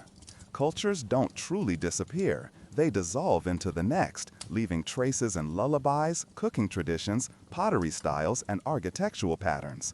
Even when everything physical is gone, the ideas persist like echoes. The final thought settles like dust across ancient stones. Humanity is full of soft imprints. Every civilization leaves something behind, even if only the quiet knowledge that they once breathed, built, hoped, and slept under the same stars. The world is a layered dream, and each lost society is one more page in a story we are still learning to read. And as this final part closes, you're invited to drift with that feeling for a moment. If the story tonight helped you relax, eased your thoughts, or simply gave your mind a place to rest, consider staying connected. There are many more journeys waiting, more soft histories, more quiet mysteries, more forgotten worlds to explore in gentle detail. You can subscribe or follow so you don't miss the next dream. And if the calm helped you sleep, you're welcome back anytime, because the door to this quiet place is always open.